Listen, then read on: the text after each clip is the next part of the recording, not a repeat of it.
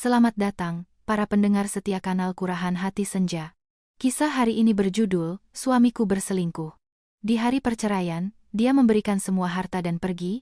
3 bulan kemudian, saat aku menjual apartemen, tetangga mengatakan sesuatu yang membuat bulu kuduku merinding. Malam sebelum badai di Jakarta biasanya terasa gerah dan pengap, seperti jiwa manusia yang gelisah menanti prahara.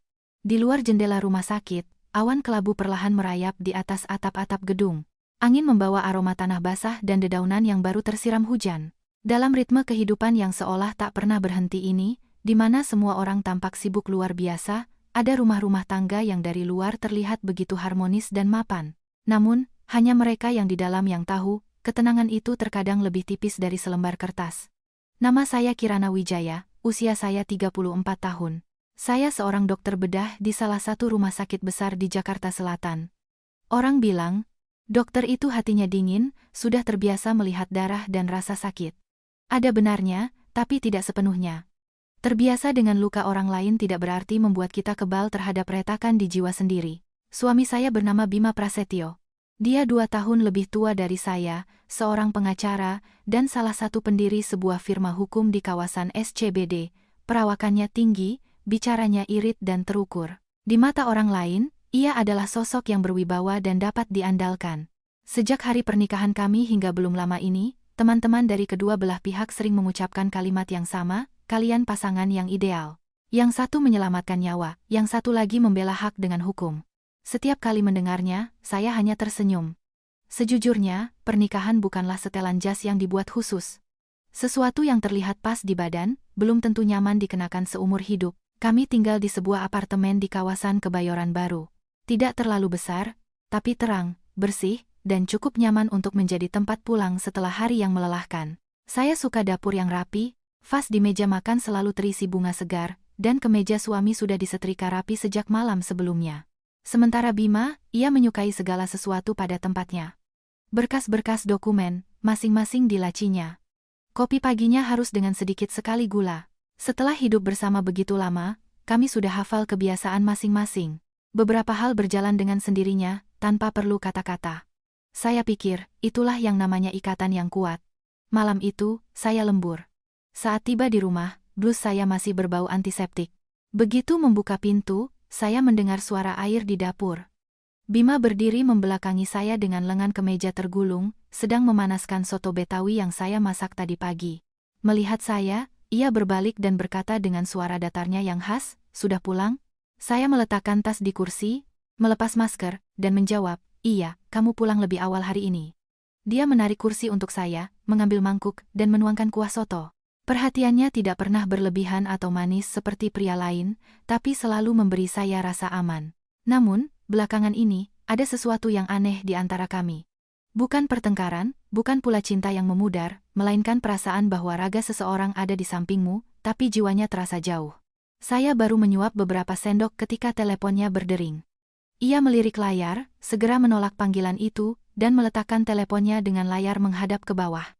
Seolah tanpa sengaja, saya menatapnya dan bertanya, "Klien?" "Iya." "Urusan pekerjaan?" Jawabnya singkat sambil menambahkan sepotong daging ke mangkuk saya. Tampaknya biasa saja, tapi entah kenapa hati saya mulai terasa tidak tenang. Perempuan terkadang makhluk yang aneh. Belum ada bukti apa-apa, tapi firasat sudah mengatakan ada yang tidak beres. Ini bukan curiga, melainkan sebuah intuisi, seolah koneksi yang biasa terjalin dengan orang terdekat tiba-tiba mengalami gangguan. Hari Minggu itu, ibu mertua menelepon, mengundang kami makan siang. Ibu Retno, Ibunda Bima, adalah wanita yang hemat, cekatan, dan sangat memegang teguh tradisi. Beliau tidak bisa disebut jahat, tapi pemikirannya sangat khas ibu mertua pada umumnya. Di matanya, sehebat dan sesukses apapun seorang perempuan, tugas utamanya tetaplah mengurus rumah dan keluarga, terutama soal memberikan keturunan. Begitu saya duduk di meja makan, beliau meletakkan sepotong risoles di piring saya, tersenyum, dan berkata, "Kirana, ibu tahu pekerjaanmu berat, kamu dokter. Tapi sesibuk apapun, sudah waktunya kalian memikirkan momongan. Kalau rumah sepi, rasanya dingin."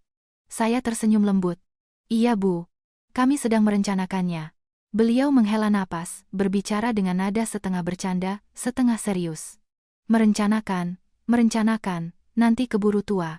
Pohon itu ada akarnya, sungai ada hulunya. Wanita kalau sudah berkeluarga, ya harus ada penerusnya. Mengurus suami, mengurus anak. Saya belum sempat menjawab, Bima menyela. Bu, biarkan kami yang mengaturnya. Tidak perlu dibicarakan terus-menerus. Ibu mertua mendengus. Ibu kan cuma mengingatkan, niatnya baik. Zaman sekarang banyak sekali yang hanya memikirkan karier dan uang, tapi lupa bagaimana caranya menjadi istri dan ibu rumah tangga. Suasana di meja makan menjadi sedikit tegang. Saya tetap memasang wajah tenang, tapi di dalam hati terasa tidak nyaman. Kata-kata ibu mertua sudah begitu sering saya dengar, hingga rasanya menjadi semakin berat dari waktu ke waktu. Ayah mertua, Bapak Hartono, yang sedari tadi diam di ujung meja, akhirnya angkat bicara. Beliau menyeruput tehnya dan berkata pelan, dalam rumah tangga, yang paling penting itu menjaga keharmonisan. Kalau ada apa-apa, selesaikan berdua. Jangan sampai jadi omongan orang, nanti tidak baik. Iya Pak, saya tahu, jawab saya pelan. Saya berkata tahu, tapi saya paham bahwa yang disebut harmonis di banyak keluarga Indonesia sering kali menjadi beban di pundak perempuan. Jika bersikap lembut, dibilang istri yang baik. Jika menunjukkan ketegasan, dicap tidak mau mengalah. Menjadi menantu yang baik terkadang lebih sulit daripada menjadi dokter bedah di ruang operasi. Malamnya, setiba di rumah, saya masuk ke kamar untuk berganti pakaian, dan melihat Bima duduk di meja kerjanya. Di hadapannya, ada setumpuk dokumen yang harus ditandatangani. Cahaya lampu meja menyorot profil wajahnya, menonjolkan batang hidungnya yang mancung. Dia masih setampan dan setenang biasanya. Saya berdiri bersandar di pintu. Lelah sekali hari ini, tanyaku. Dia tidak mengangkat kepala. Seperti biasa. Saya mendekat, hendak meletakkan segelas air di samping tangannya. Tepat saat itu, pulpen terlepas dari jemarinya dan menggelinding ke bawah kursi. Dia terdiam sepersekian detik, lalu membungkuk untuk mengambilnya dan tersenyum kecut. Mungkin terlalu banyak kerja, tangan jadi kaku. Saya tidak berkata apa-apa. Sebagai dokter, saya melihat dengan jelas bagaimana jari-jarinya bergetar samar. Sangat ringan, hingga jika tidak diperhatikan, tak akan ada yang menyadarinya. Saya menyodorkan gelas air itu dan bertanya dengan suara lebih pelan dari biasanya, akhir-akhir ini, tidurmu cukup? Dia mengambil gelas, menghindari tatapan saya. Sepertinya tidak. Saya terus berdiri di sana, dan tiba-tiba hati saya terasa berat, seolah ada batu kecil yang jatuh ke dasarnya. Getaran sesaat di tangan mungkin tidak berarti apa-apa. Bisa jadi hanya kelelahan atau stres. Tapi entah mengapa, saat itu, melihat tangan suamiku menggenggam lalu perlahan melepaskan pulpen, saya merasakan kecemasan yang tipis, namun sangat nyata mulai tumbuh di dalam diri. Orang bilang, sebelum badai datang, angin selalu berubah arah. Dan malam itu, untuk pertama kalinya, saya merasakan rumah tangga saya bergetar samar oleh sebuah pertanda kecil yang muncul di tangan pria yang berbagi meja dan ranjang dengan saya. Sejak hari di mana saya melihat getaran di tangan Bima, di dalam diri saya seolah ada seutas senar yang menegang dan tak mau kendur. Saya bukan tipe perempuan yang suka duduk diam dan menakut-nakuti diri sendiri dengan hal yang belum terjadi. Bertahun-tahun bekerja di dunia medis membuat saya paham, beberapa gejala sesaat hanyalah akibat kelelahan. Tapi ada juga pertanda-pertanda kecil yang jika ditarik benangnya, akan terurai menjadi gulungan kekhawatiran yang besar. Saya tidak terburu-buru mengambil kesimpulan, tapi semakin saya berusaha tenang, semakin kuat ingatan saya ditarik ke tahun-tahun awal pernikahan kami, seolah mengingatkan mengapa dulu saya begitu percaya tanpa batas pada pria ini. Ketika kami baru menikah, kondisi finansial kami tidak semapan sekarang. Firma hukumnya baru berdiri. Klien masih sedikit, sementara biaya sewa kantor, gaji karyawan, dan pengurusan izin menuntut pengeluaran yang terus-menerus. Ada bulan-bulan di mana ia berangkat saat fajar dan pulang larut malam. Kerah kemejanya berbau matahari dan asap knalpot, tapi saat duduk di meja makan, ia tetap tersenyum dan berkata, tenang saja, kita pasti bisa melewatinya. Kalimat sederhana itu saya ingat selamanya, karena ketika seorang pria berkata kita pada istrinya, itu berarti dalam rencananya, sang istri masih ada di sisinya. Orang tua saya, yang khawatir, memberikan sejumlah uang sebelum pernikahan, istilahnya untuk pegangan. Ibu saya waktu itu, sambil menggenggam tangan saya, berpesan, uang ini, nak, ibu berikan untukmu. Kalau nanti ada apa-apa, kamu punya bekal. Saya mendengarkan, tapi ketika benar-benar mencintai seseorang, sulit untuk bersikap penuh perhitungan seperti yang dinasihatkan orang lain. Melihat Bima bekerja keras banting tulang, saya sendiri yang menawarkan, kalau perlu, pakai saja uang pemberian orang tuaku. Dia langsung mengangkat wajahnya dan menggeleng. Tidak, itu uangmu. Saya tersenyum sambil menuangkan sup hangat ke mangkuknya, uangku juga untuk membuat hidup kita tidak terlalu goyah. Masa kamu tegang seperti senar, sementara aku hanya duduk manis sambil melihat buku tabungan? Dia terdiam, tatapannya melembut, dan baru setelah itu ia berkata pelan, Kirana, aku berutang banyak padamu. Waktu itu saya hanya menepisnya. Kalau suami istri sudah bicara soal utang, kedengarannya aneh sekali. Kata orang, di mana ada cinta dan saling pengertian, di situ kesulitan tidak akan terasa berat. Saya tidak berpikir tentang pengorbanan besar. Saya hanya merasa, jika dua orang hidup di bawah satu atap, maka siapapun yang tangannya lebih kuat saat itu, harus menopang yang lain. Berkat uang itulah, kami kemudian lebih mudah membeli apartemen. Surat-suratnya sejak awal memang atas nama saya, karena sumber dananya berasal dari harta bawaan saya sebelum menikah. Hal itu tertulis dengan jelas. Tapi sejak kami pindah, saya tidak pernah menggunakannya sebagai alasan untuk merasa lebih unggul dari suami. Perabotan, biaya listrik dan air, renovasi, semua kami tanggung bersama. Rumah adalah tempat untuk pulang, bukan neraca untuk menimbang siapa yang lebih berat antara suami dan istri. Ada masanya Bima begitu sibuk hingga lupa makan dan tidur. Lambungnya lemah, dan sekali saja ia melewatkan makan siang, maagnya akan kambuh. Saya, yang pulang kerja larut, tetap menyempatkan diri mampir ke pasar, membeli sayuran segar, dan memasak soto persis seperti yang ia suka. Suatu kali, saya pulang hampir jam 11 malam. Kaki saya terasa pegal luar biasa, tapi melihatnya duduk di meja makan sambil membungkuk menahan sakit, saya langsung berganti pakaian dan pergi ke dapur membuat bubur. Dia duduk memperhatikan saya sibuk, lalu berkata dengan nada bersalah, mungkin lebih baik aku pesan GoFood saja? Kamu kan sudah seharian berdiri. Sambil mengiris jahe, saya menjawab, pesan makanan itu gampang, menahan sakit semalaman yang susah. Duduk saja yang tenang. Tak lama kemudian, saya meletakkan semangkuk bubur di hadapannya. Ia makan beberapa suap, mengangkat wajahnya menatap saya, dan tersenyum. Mungkin tidak ada yang tahan dengan sifatku yang keras kepala ini selain kamu. Saya menarik kursi, duduk di hadapannya, dan menopang dagu dengan tangan. Jangan senang dulu. Aku merawatmu karena kamu suamiku, bukan karena aku penurut. Dia tertawa, dan tawa itu membuat dapur kecil kami terasa lebih hangat. Sudah bertahun-tahun berlalu, tapi saat mengingat momen-momen itu, saya masih merasa bahwa kebahagiaan seringkali tidak bersuara. Ia tidak butuh pamer. Ia hadir dalam semangkuk bubur hangat, dalam tablet obat yang disiapkan di meja samping tempat tidur, dalam suara kunci pintu yang pelan saat yang lain sudah terlelap. Lina, sahabat terbaik saya yang dulu satu alma mater di kedokteran, seringkali menatap saya sambil menopang dagu dan berkata, kamu ini contoh klasik perempuan yang diam-diam menghanyutkan. Di rumah sakit, wajahmu galak seperti siap memarahi seluruh dunia, tapi di rumah, pasti menyetrika kemeja suami lebih rapi daripada perawat melipat spray. Saya hanya terkekeh. Yah, beginilah nasibku. Di rumah sakit membedah perut orang tidak berkedip, tapi di rumah, melihat suami meringis karena maag, langsung lari ke dapur bikin bubur. Lina melanjutkan. Makanya orang bilang, perempuan yang benar-benar cinta itu tidak banyak bicara. Dia diam-diam bertindak, lalu bersikap seolah itu sudah seharusnya. Saya mendengarkan dan menyadari betapa benarnya itu. Saya tidak pandai merangkai kata-kata manis. Saya tidak pernah bersandar di bahu suami dan membisikkan omong kosong sentimental. Yang saya bisa hanyalah mengingat apa saja alerginya, tahu dasi mana yang cocok dengan setelan jas yang mana, dan merasakan kapan keheningannya yang panjang berarti ia sedang punya masalah. Mungkin, saya memang terbiasa mencintai dengan cara seperti itu, bisa diandalkan, tenang, dan tanpa gembar-gembor. Namun, justru karena kami hidup dengan saling memahami tanpa banyak kata, perubahan pada Bima belakangan ini sangat mengganggu saya. Dia masih pulang, makan malam bersama saya jika sempat, dan dengan suara datarnya yang sama bertanya berapa operasi hari ini. Tapi di balik pertanyaan-pertanyaan itu, saya bisa merasakan sebuah dinding tipis perlahan dibangun di antara kami. Ia menjadi lebih tertutup, teleponnya selalu berada di dekatnya, dan ia lebih sering menghela napas.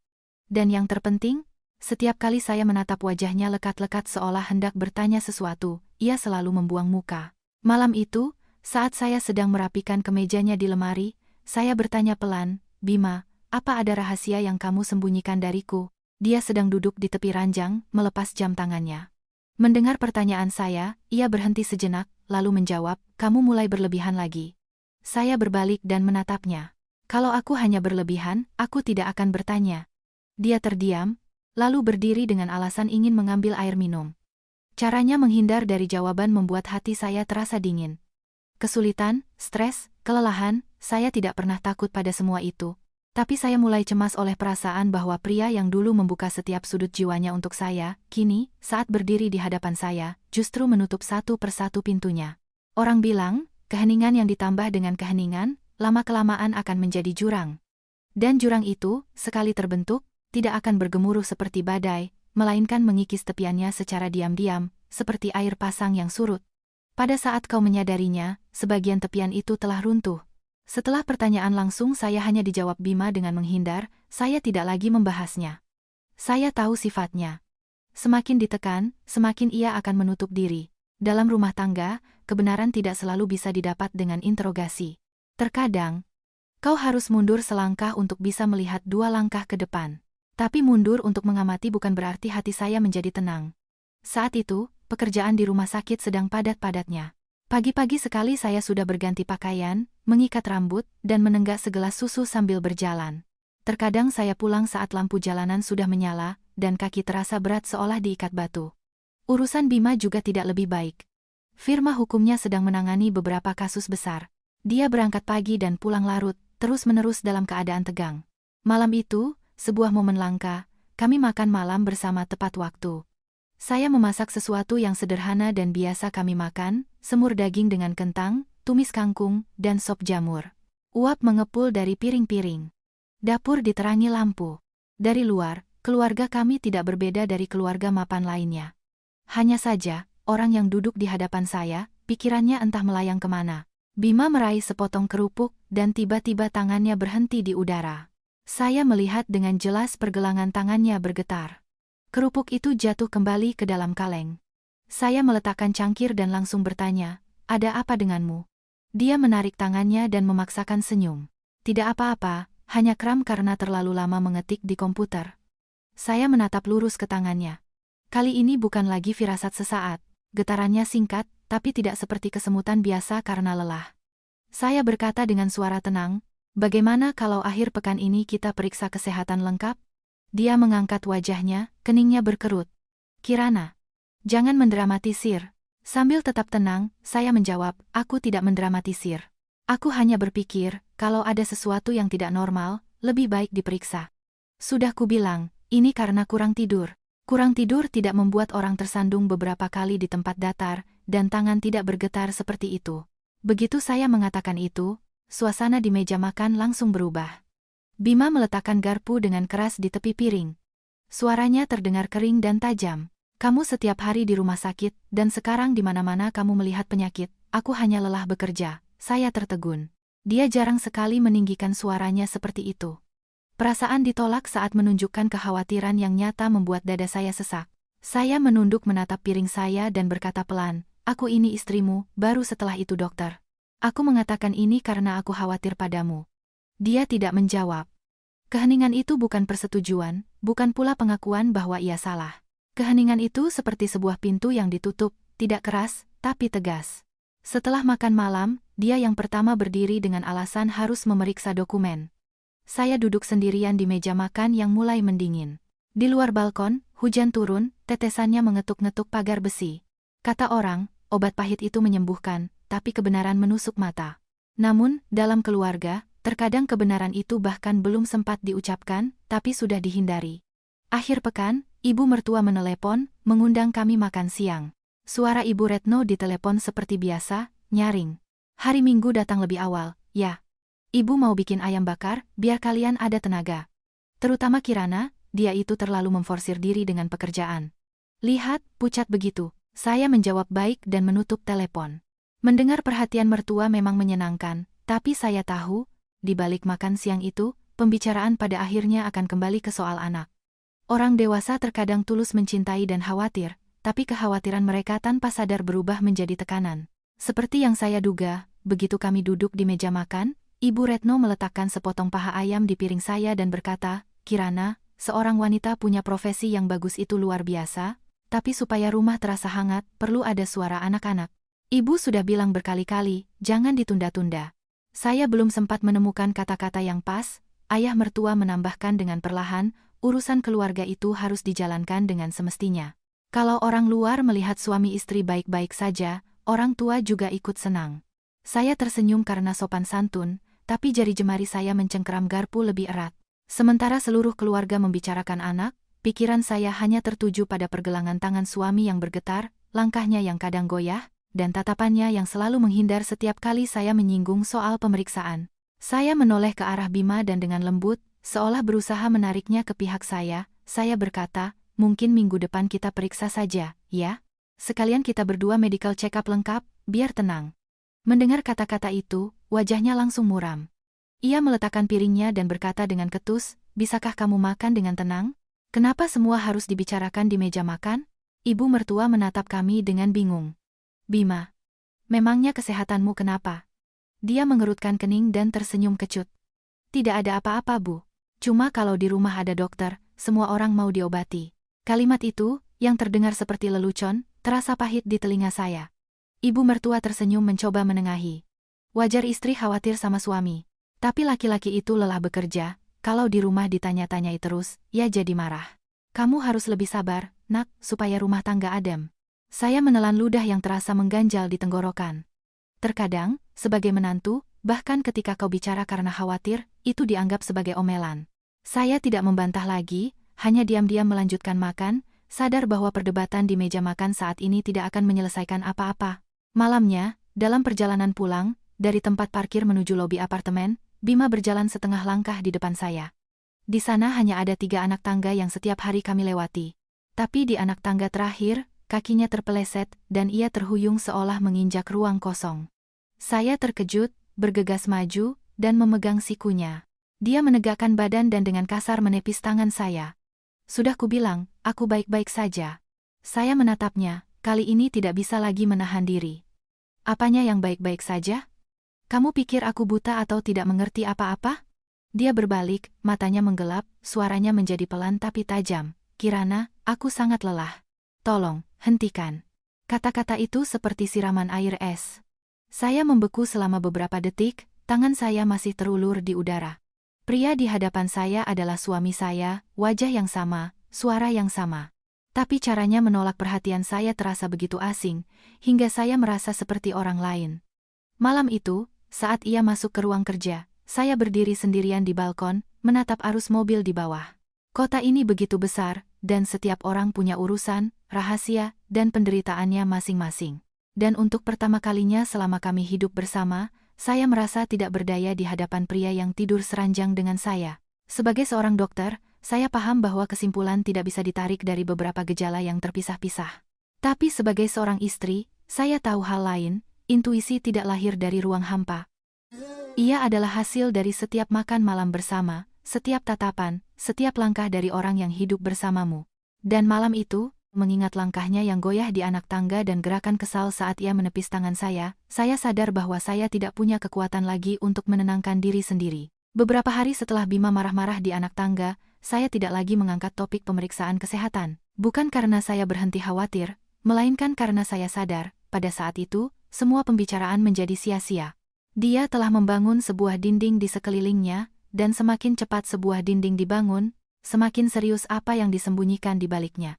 Nantinya, setelah semua terungkap, saya baru bisa menyusun kembali kepingan-kepingan periode itu dalam hidupnya. Hari itu, dia tidak pergi menemui klien seperti yang dikatakannya pada saya. Dia pergi sendirian ke sebuah klinik neurologi khusus berdasarkan janji temu. Itu artinya, bahkan sebelum saya menyadari getaran di tangannya, dan jauh sebelum saya menyarankannya untuk periksa, diam-diam ia sudah curiga ada sesuatu yang tidak beres dengan tubuhnya. Dia hanya memilih untuk pergi sendiri, menghadapinya sendiri, dan menyembunyikannya dari saya, juga sendirian. Kasusnya ditangani oleh Dr. Tirtayasa, seorang pria yang berhati-hati dan tidak banyak bicara. Hasil pemeriksaan, elektromiografi, evaluasi fungsi motorik semua disajikan dengan jelas, tidak menyisakan keraguan. Penyakit neuron motorik progresif. Memerlukan observasi ketat. Prognosis harus hati-hati. Bagi orang awam, kata-kata itu mungkin memerlukan penjelasan, tapi bagi Bima, yang terbiasa memindai dokumen lebih cepat daripada membalik halaman, satu lirikan saja sudah cukup untuk mengerti, hidupnya baru saja keluar dari orbit yang biasa. Dr. Tirtayasa masih mengatakan sesuatu tentang skema pemantauan, tahap evaluasi berikutnya, dan perlunya menjaga kestabilan emosi. Tapi Bima bercerita, saat itu telinganya berdengung, dan yang ia dengar hanyalah suara monoton Aceh di ruangan itu. Seorang pria yang terbiasa menemukan solusi untuk orang lain, untuk pertama kalinya, saat dihadapkan pada diagnosis yang menyangkut dirinya sendiri, merasakan kekosongan total di kepalanya. Keluar dari klinik, ia tidak langsung pulang. Ia duduk di dalam mobil di tempat parkir selama hampir 1 jam, meletakkan kedua tangannya di setir tanpa menyalakan mesin. Di dompetnya masih tersimpan foto pernikahan kami 3 tahun lalu. Saya dalam gaun putih, dia di samping saya, dengan senyum tipis di matanya. Mungkin, pada saat itulah, sambil menatap foto itu, ketakutannya mulai mengambil bentuk yang nyata. Dia tidak takut pada kematian itu sendiri. Dia takut pada hari di mana ia harus melihat saya berubah dari seorang istri menjadi seorang perawat. Takut pada gambaran di mana saya, pulang dari jaga malam, akan sibuk dengan obat-obatan, membantunya berdiri dan duduk, menanggung semua urusan rumah tangga, dan perlahan-lahan menukar masa muda dan kebebasan saya dengan kehidupan yang berputar di sekitar tagihan klinik, pemeriksaan ulang, dan serangan putus asa. Ada pria yang bisa menahan kemiskinan, tapi tidak bisa menahan kehilangan kemampuan untuk berdiri di atas kakinya sendiri. Bima termasuk tipe itu. Dan justru karena ia terlalu mengenal saya, ia semakin panik. Dia tahu, jika ia mengatakan yang sebenarnya, saya tidak akan pergi. Saya akan mengatur ulang jadwal jaga saya, membaca literatur medis, berkonsultasi dengan kolega, menyusun jadwal pemeriksaan, mengawasi makanan, tidur, dan obat-obatannya. Saya akan bertahan bukan karena kewajiban, tapi karena dalam pemahaman saya, menjadi suami istri berarti melewati kesulitan bersama-sama. Bagi saya, itu adalah sebuah komitmen, tapi baginya, itu adalah beban rasa terima kasih dan kasihan yang tidak ingin ia sandang. Sejak hari itu, ia berubah drastis. Di rumah, ia menjadi lebih pendiam, lebih mudah tersinggung, terutama ketika saya menatap tangannya atau kakinya dengan cermat, atau bertanya, "Bagaimana perasaanmu belakangan ini?" Wajahnya akan langsung menjadi dingin. Saat itu, saya mengira ia tegang karena pekerjaan, tidak tahu bahwa setiap pertanyaan saya mengenai titik paling sakit yang mati-matian coba ia sembunyikan. Di firma hukumnya, ada seorang asisten pengacara baru bernama Rina, 27 tahun. Gadis itu cekatan, cerdas, dan pandai membaca suasana hati atasan. Dia bukan cantik yang memukau, tapi postur tubuhnya ramping, bicaranya lembut, dan ia menatap Bima dengan kekaguman yang tidak disembunyikan. Dulu, ketika jiwanya masih tenang, Bima mungkin akan menjaga jarak yang jelas. Tapi justru di periode paling rapuh dalam hidupnya, kekaguman tanpa syarat itu mendorongnya pada sebuah gagasan yang keliru. Awalnya hanya hal-hal kecil. Pesan terkait pekerjaan di luar jam kerja yang tidak ia tegur. Beberapa kali ia membiarkannya tinggal lembur untuk merapikan dokumen. Suatu kali, untuk pertemuan dengan klien yang seharusnya hanya dihadiri asistennya yang laki-laki, ia justru mengajak Rina. Bagi seorang gadis muda, itu sudah cukup untuk diartikan lain. Dan baginya, itu hanyalah sebuah uji coba yang menyakitkan di kepalanya sendiri. Dia bercerita, suatu malam, saat sendirian di kantor menatap arus mobil di bawah, ia sempat berpikir untuk mengakui semuanya pada saya dan membiarkan saya membuat pilihan. Tapi begitu membayangkan saya akan menangis, namun tetap akan memegang tangannya dan berkata, "Kita akan berobat bersama," ia mundur. Harga diri seorang pria terkadang setajam pisau. Ia bisa memotong bahkan tangan yang terulur untuk menahannya. Dan saat itulah, sebuah pikiran mulai terbentuk semakin jelas di benaknya. Jika dia cukup membenciku, mungkin dia akan melepaskanku dengan sendirinya. Tanpa penjelasan, tanpa rasa kasihan, tanpa perlu menyeret beban penyakitku seumur hidupnya. Mendengar ini, saya hanya merasakan kepahitan. Bukankah orang yang saling mencintai seharusnya mencari jalan yang terang untuk satu sama lain? Tapi dia justru memilih untuk mendorong saya ke dalam kegelapan terlebih dahulu, dan menganggapnya sebagai sebuah pengorbanan. Saat itu, tentu saja, saya tidak tahu apa-apa. Saya hanya melihat suami saya menjauh, tatapannya menjadi berat, bicaranya singkat, dan tangannya sesekali bergetar samar saat menandatangani dokumen atau memegang gelas. Saya pikir, ada jeda yang tak terpahami di antara kami, tidak menyadari bahwa di seberang jeda itu, ia sudah memulai sebuah sandiwara di mana peran paling menyakitkan diberikan kepada wanita yang berbagi meja dan ranjang dengannya. Jika sebelumnya jurang antara saya dan Bima hanyalah sebuah firasat samar, maka dalam minggu-minggu berikutnya, ia mulai terwujud dalam detail-detail kecil dan terpisah yang membuat saya tidak tenang. Dalam pernikahan yang sudah berjalan lama, ada satu keanehan. Orang luar hanya melihat peristiwa besar, sementara mereka yang di dalam menyadari perubahan dalam hal-hal sepele sekecil ujung kuku. Pada periode itu, Bima menjadi lebih sering berkirim pesan di malam hari. Bukan dengan tawa ceria atau terburu-buru menyembunyikan telepon seperti yang dilakukan orang berselingkuh, dia tetap mempertahankan sikap tenangnya, duduk di sofa yang sama, menatap teleponnya, lalu meletakkannya seolah tidak terjadi apa-apa. Tapi justru ketenangan itulah yang terasa tidak normal bagi saya. Dia bukan tipe yang membawa pekerjaan ke rumah, apalagi yang membalas setiap pesan saat sedang makan malam. Suatu malam, saya sedang membereskan piring di dapur dan mendengar suara notifikasi dari teleponnya beberapa kali berturut-turut di ruang keluarga. Saya tidak punya kebiasaan memeriksa telepon suami, tapi saat saya membawa keluar sepiring buah, saya sempat melihat nama Rina di layar. Saya meletakkan piring itu di meja dan bertanya pelan, "Itu asisten baru di kantormu?" Dia mengangkat wajahnya dan menjawab cepat, "Iya, mengirim dokumen untuk diperiksa." Saya mengangguk tanpa bertanya lebih lanjut, tapi dalam hati saya menandai nama itu. Para wanita tidak perlu diberitahu, jika sebuah nama muncul dengan frekuensi yang terlalu sering, nama itu patut diwaspadai. Beberapa hari kemudian, saya mampir ke kantor Bima untuk memberikan stok baru obat maaknya. Hari itu, sebuah kejadian langka, saya bisa pulang lebih awal dan memutuskan untuk mampir. Gadis di resepsionis mempersilakan saya masuk. Belum sampai di ruangannya, dari dalam saya mendengar suara tawa wanita yang renyah, tidak keras, tapi jelas. Pintu ruangannya sedikit terbuka. Seorang gadis dengan blus krem dan rok hitam, rambutnya diikat ekor kuda rendah, berdiri di samping meja Bima sambil memegang sebuah map. Melihat saya, ia langsung mundur setengah langkah, dengan senyum sopan di bibirnya. "Anda pasti Ibu Kirana." "Saya Rina, asisten Pak Bima." Saya menatapnya dan membalas senyumnya dengan sopan. "Iya. Saya mampir mau mengantar obat." Rina langsung menyahut, "Pak Bima ini terlalu sibuk bekerja. Sampai lupa makan siang. Kami di kantor yang terus mengingatkannya." Kata-katanya terdengar biasa, tapi caranya menyisipkan kalimat yang seolah menunjukkan kedekatan dan pengetahuannya tentang kebiasaan atasan, bagi seorang wanita yang sudah menikah, tidak lagi terasa begitu polos. Saya tidak menjawab, hanya mendekat dan meletakkan kotak obat di atas meja. "Jangan lupa diminum sesudah makan, bukan saat sudah sakit." Bima menatap saya, wajahnya sejenak menegang. Lalu ia mengangguk. "Iya, aku tahu." Keluar dari kantornya, saya menyalahkan diri sendiri karena terlalu curiga. Seorang asisten mengingatkan atasannya soal pekerjaan, itu normal. Seorang pengacara punya asisten wanita, itu juga tidak aneh. Tapi perasaan tidak enak itu tidak hilang. Rasanya seperti berjalan di koridor yang bersih, tapi dari suatu tempat tercium bau hangus yang tipis. Apinya belum terlihat, tapi hati sudah tidak tenang. Malam itu, Lina mampir ke rumah untuk mengantarkan beberapa artikel medis yang ia dapat dari departemen lain.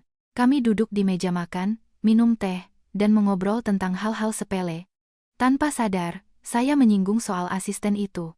Lina mendengarkan, menopang dagu dengan tangannya, dan bertanya, "Kamu cemburu?" Saya tersenyum pahit. Aku tidak punya waktu untuk cemburu buta, tapi aku bisa melihat ritme hidup suamiku berubah. Berubah bagaimana? Sulit dijelaskan, bukan sesuatu yang bisa ditangkap basah. Rasanya semua bergeser, lebih sering dengan teleponnya, lebih banyak diam. Pulang ke rumah, tapi pikirannya di tempat lain. Lina terdiam beberapa detik, lalu berkata, "Itulah masalah sekaligus kekuatan kita sebagai perempuan. Belum ada bukti, tapi kita sudah merasakan ada masalah. Dan seringnya, kita benar." Saya menatap ampas teh yang mengendap di dasar cangkir, dan hati saya terasa berat. Memang begitu. Saya tidak melihat sesuatu yang melanggar batas. Tapi bukankah sebuah pernikahan mulai retak bukan saat seseorang tertangkap basah, melainkan saat dua orang berhenti saling bercerita bagaimana hari mereka berlalu? Sementara dari sisi Bima, seperti yang saya ketahui kemudian, semua itu bukanlah kebetulan. Dia sengaja membiarkan pesan-pesan di luar jam kerja itu, sengaja membiarkan Rina tinggal lebih lama dari yang diperlukan.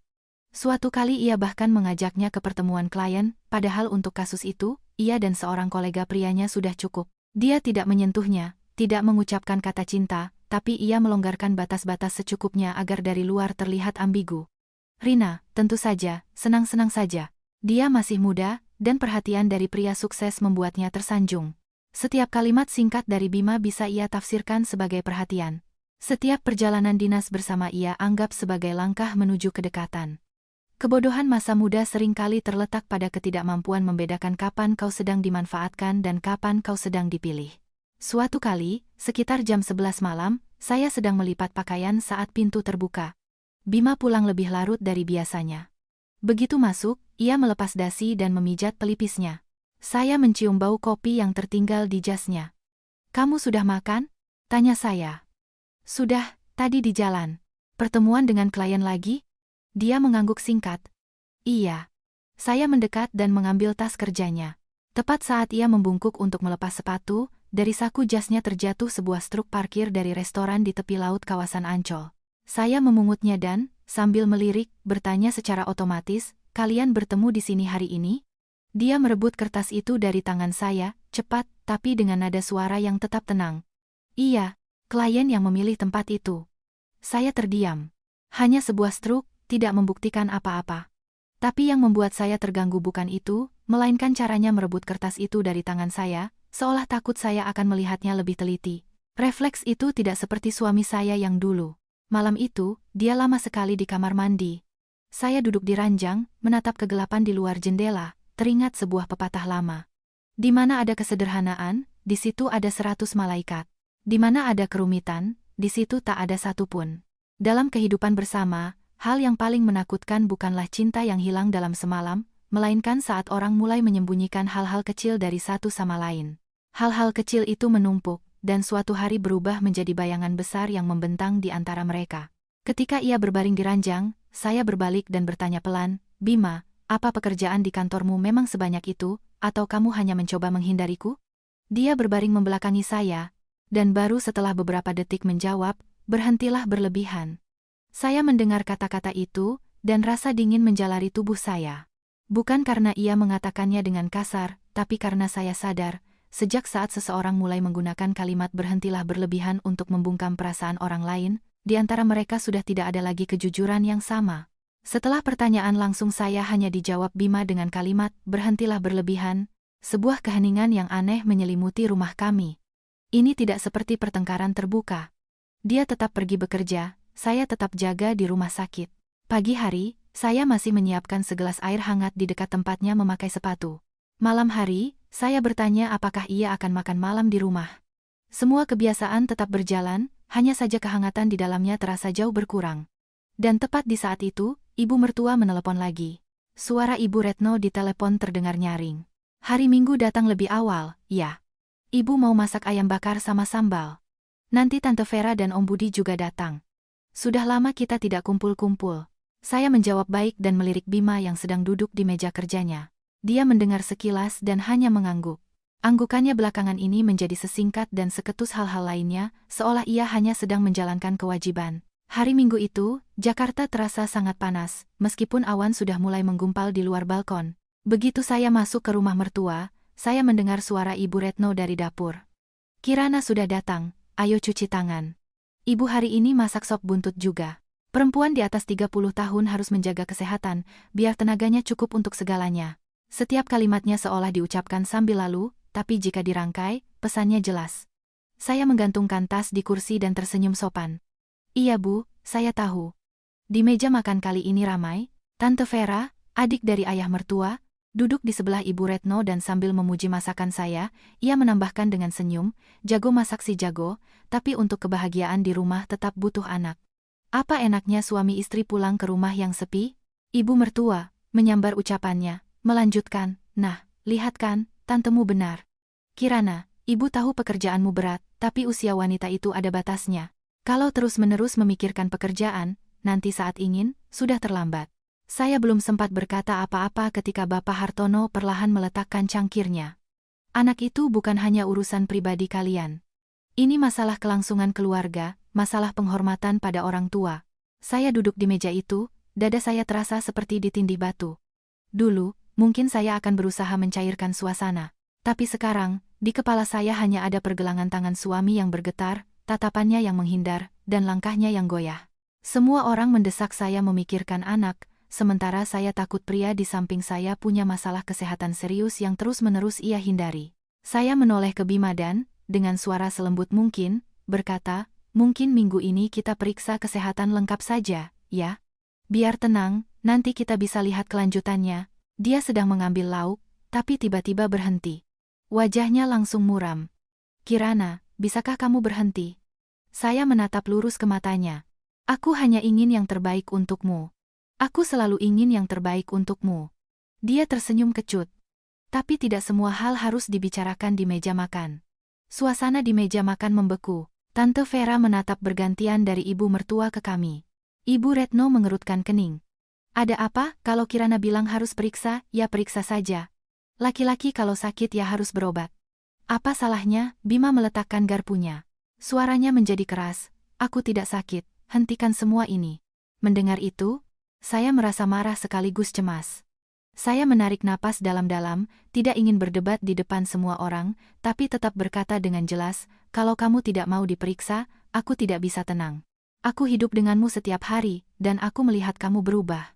Belum selesai saya bicara, ibu mertua menyela dengan nada yang bercampur antara bujukan dan teguran. Kirana, laki-laki itu stres di tempat kerja. Jangan di rumah ditambah-tambahi dengan pertanyaan. Nanti dia sesak. Pohon kering saja bisa berkeringat, apalagi manusia yang hanya kelelahan.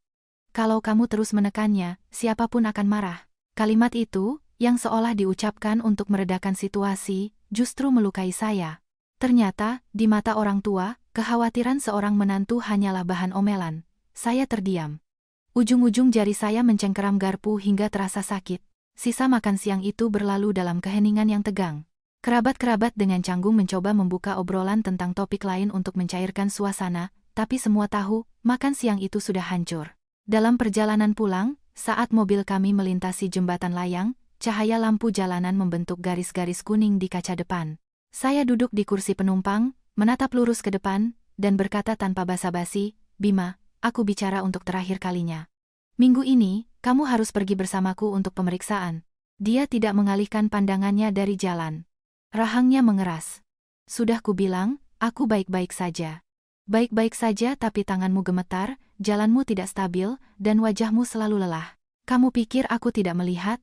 Dia mengerem mendadak di lampu merah dan berbalik ke arah saya. Suaranya pelan, tapi sedingin es, Kirana, jangan menekanku. Saya memutar tubuh menghadapnya. Menekanmu untuk pergi ke dokter dan mencari tahu apa yang terjadi denganmu? Itu namanya menekan? Atau jangan-jangan, kamu menyembunyikan sesuatu dariku?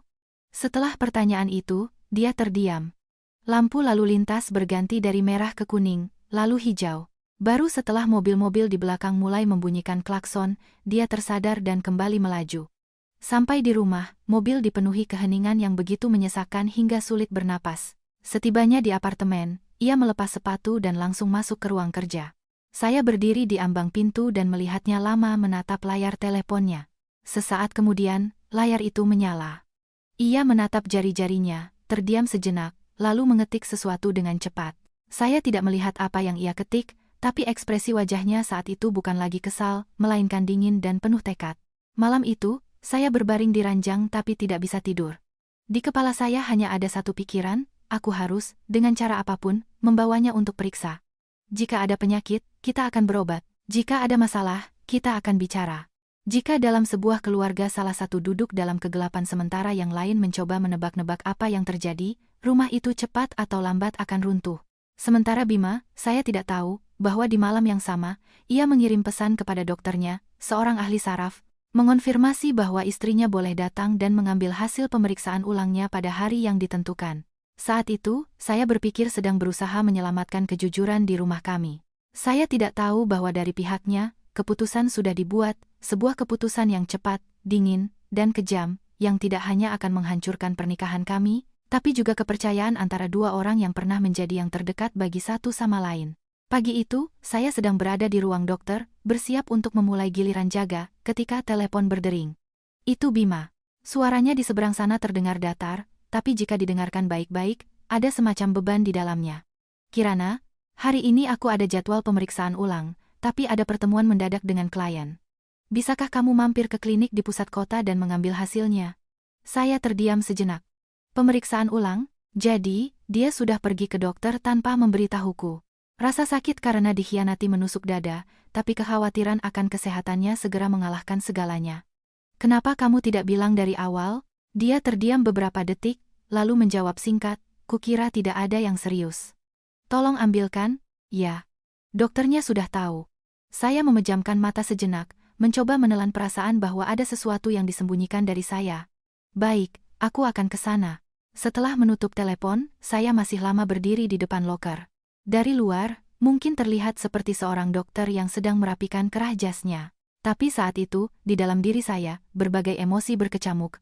Marah, sakit hati, tapi yang terbesar adalah rasa takut. Tanpa menunggu giliran jaga saya selesai, saya pergi ke klinik sesuai alamat yang ia kirimkan. Akhir bulan Juni, Jakarta sedang panas-panasnya. Matahari memantul dari aspal, menyilaukan mata, tapi tangan saya disetir terasa dingin.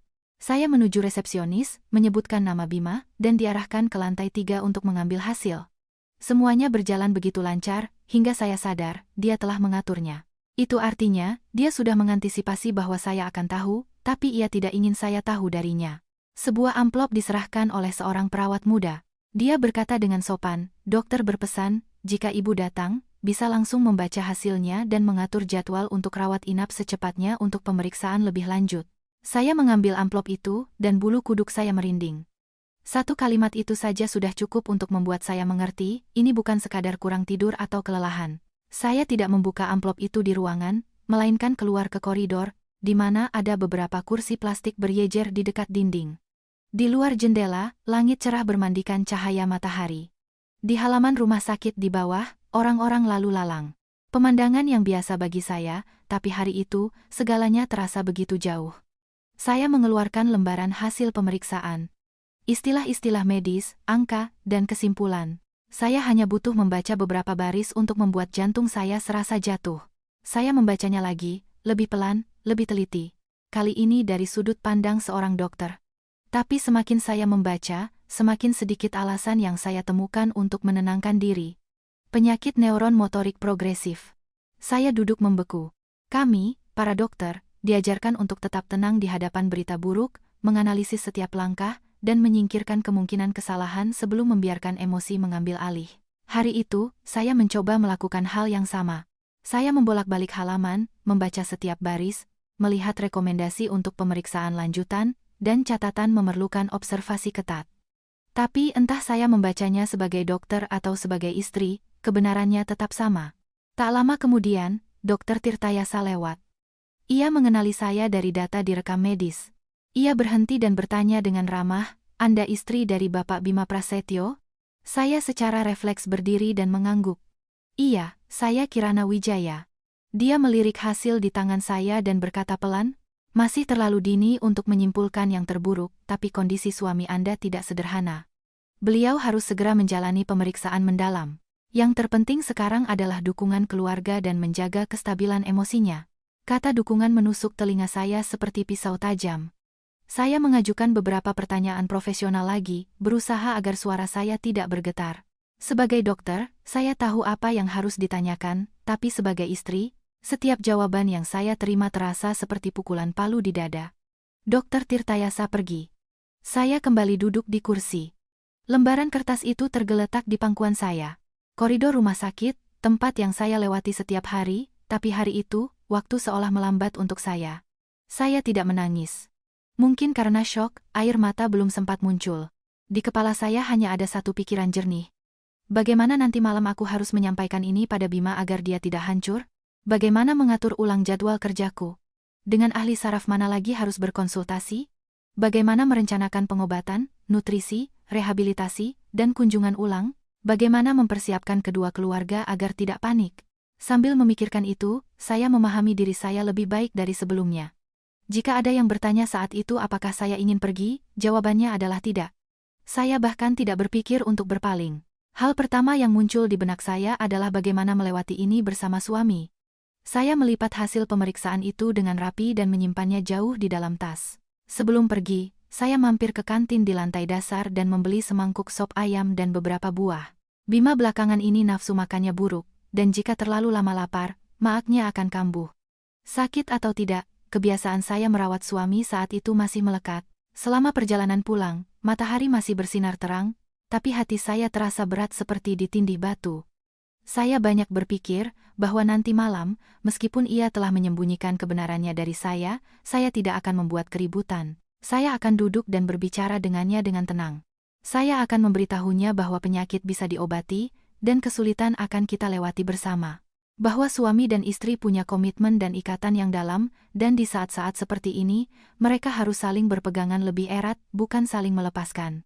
Saya sungguh-sungguh berpikir begitu, dan itulah mengapa rasa sakit yang saya alami setelahnya terasa begitu dalam hingga tak ada kata yang bisa meredakannya. Dengan kantong berisi sop ayam dan buah-buahan, saya keluar dari lift, dalam hati terus mengulang-ulang bahwa saya harus tenang. Saya akan tiba di rumah, menunggu Bima atau meneleponnya, dan kami akan membahas semuanya. Saya tidak akan menyalahkannya karena menyembunyikan penyakitnya. Saat itu, di kepala saya hanya ada satu pikiran sederhana. Ketika seseorang sakit, yang ia butuhkan pertama-tama adalah seseorang yang tidak panik. Pintu apartemen terbuka.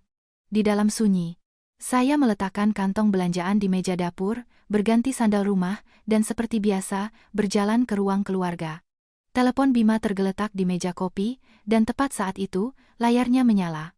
Saya tidak berniat mengintip, tapi beberapa hal memang muncul begitu saja di depan mata dan tidak bisa dihindari.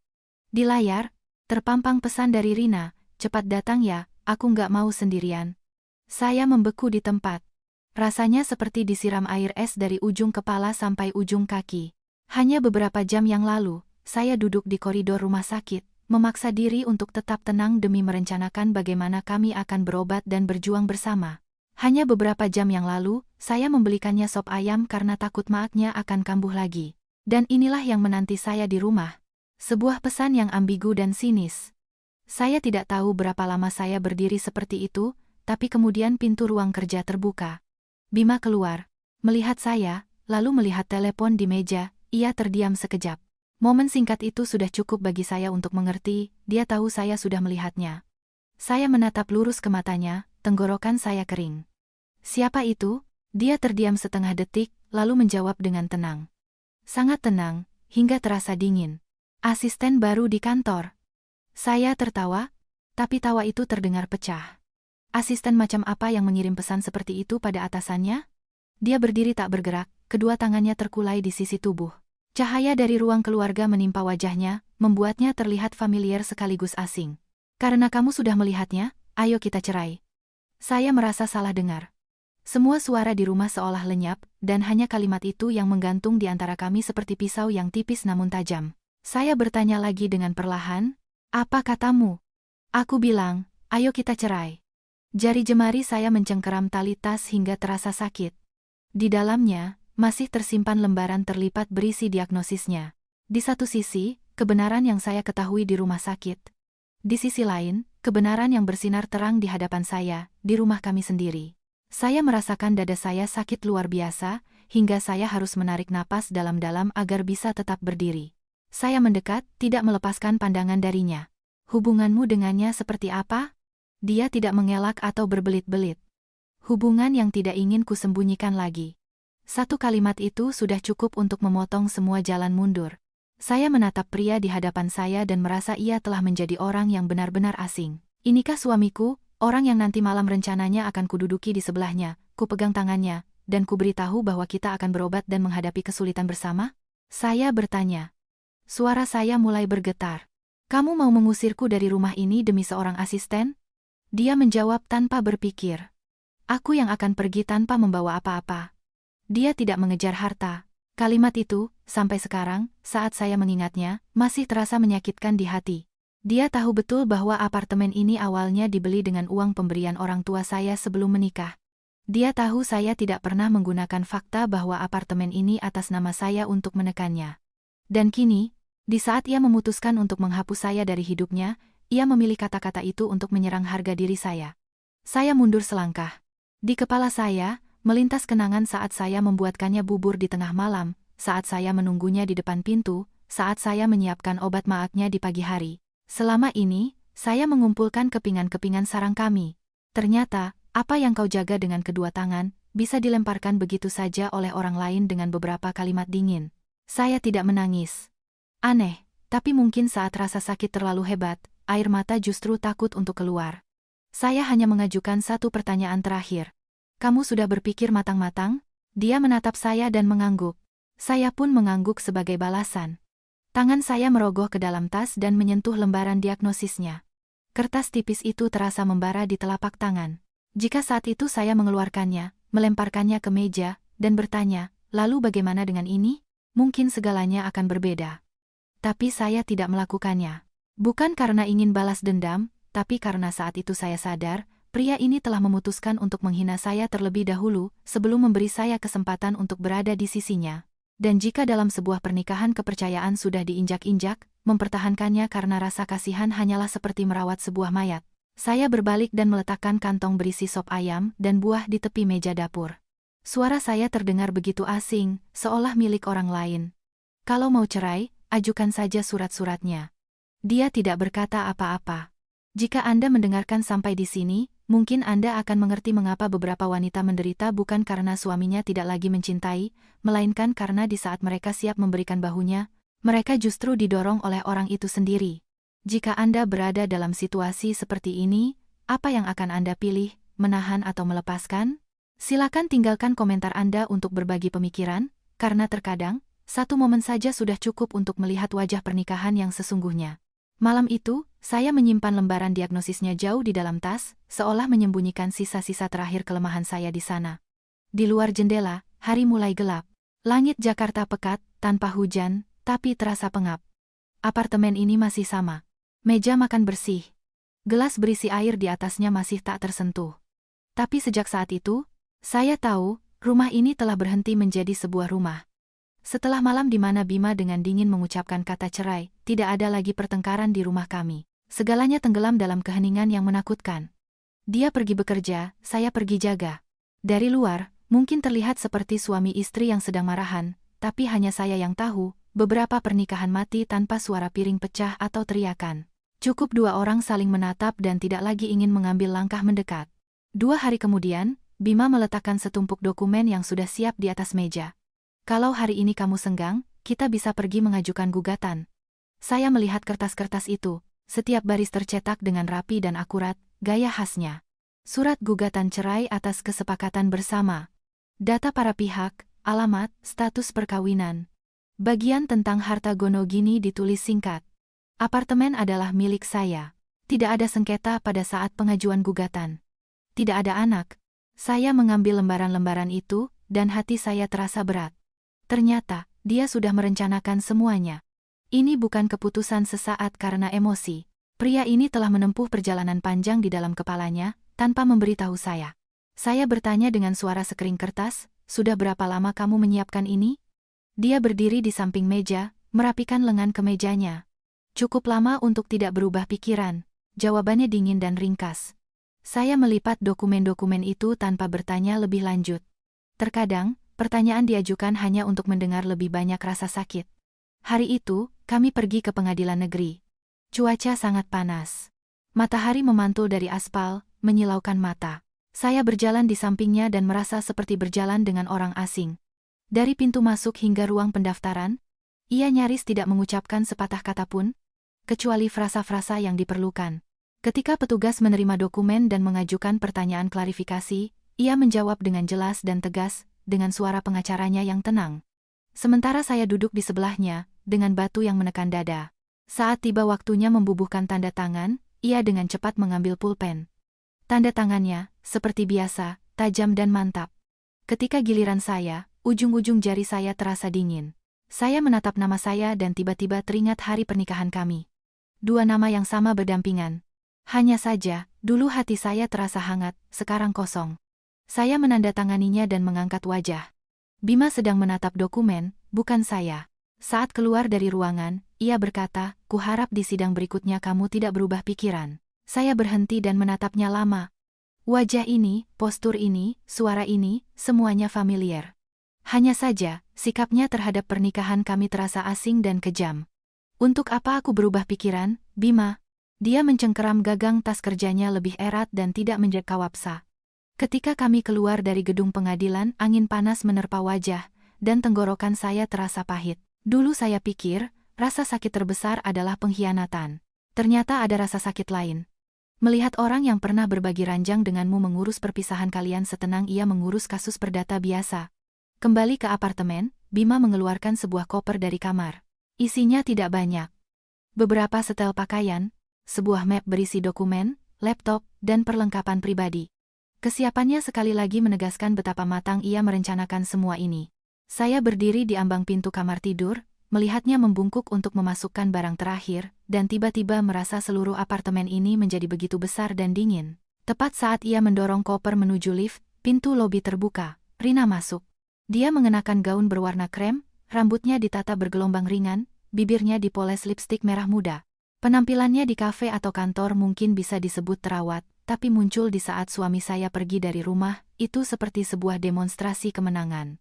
Melihat saya, Rina mengerjap dan tersenyum tipis. Saya kira Anda sudah pindah. Tidak menyangka secepat ini. Kalimat itu diucapkan dengan nada ringan, bergema di lobi di mana ada satpam dan dua orang tetangga yang baru keluar dari lift. Wajah saya memanas. Penghinaan terhadap seorang wanita seringkali bukan terletak pada fakta ia ditinggalkan, melainkan saat ia sengaja ditampilkan dalam posisi yang tidak menguntungkan di depan orang lain. Saya menatap lurus ke matanya. Bicara yang benar. Ini apartemen saya. Rina sejenak tampak bingung, tapi segera tersenyum lagi. Iya, saya hanya takut Anda salah paham. Salah paham? Saya nyaris tertawa. Ada orang-orang muda yang sangat pandai menaburkan garam di atas luka orang lain. Tapi yang paling membuat saya membeku adalah Bima tidak mengoreksinya. Dia hanya berbalik ke arah Rina dan berkata dengan nada lebih lembut, "Aku bisa sendiri."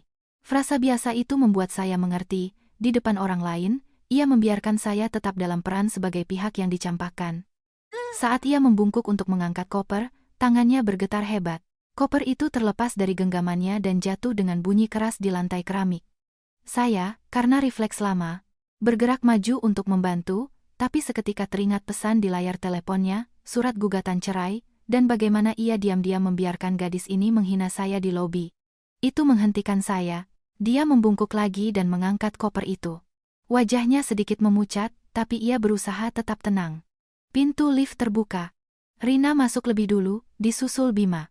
Sebelum pintu tertutup, saya sempat melihat tangannya di gagang koper masih sedikit bergetar. Ting. Pintu tertutup. Lobi kembali sunyi, dan di hati saya terasa seperti ada bagian besar yang terkoyak.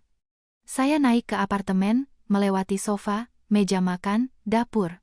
Setiap sudut masih sama, tapi sejak saat ia masuk ke lift dengan wanita lain sambil membawa koper, saya mengerti satu hal dengan jelas, suami saya, dengan tangannya sendiri, telah mengubah tempat ini menjadi cangkang kosong, dan status saya sebagai istri telah dibuang di lobi, seperti barang yang bisa diganti kapan saja.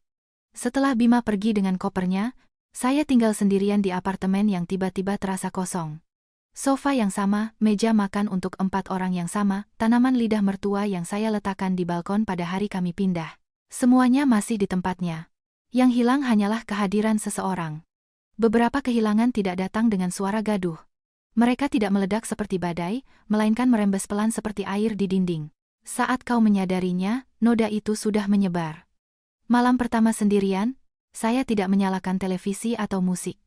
Saya hanya berjalan perlahan dari satu ruangan ke ruangan lain, seperti orang yang sedang memeriksa puing-puing di mana yang terbakar bukanlah harta benda. Berdiri di dapur, saya menatap rak bumbu yang dulu saya susun dengan sangat rapi, dan saya merasa ingin tertawa. Garam, merica, daun salam semuanya punya tempat.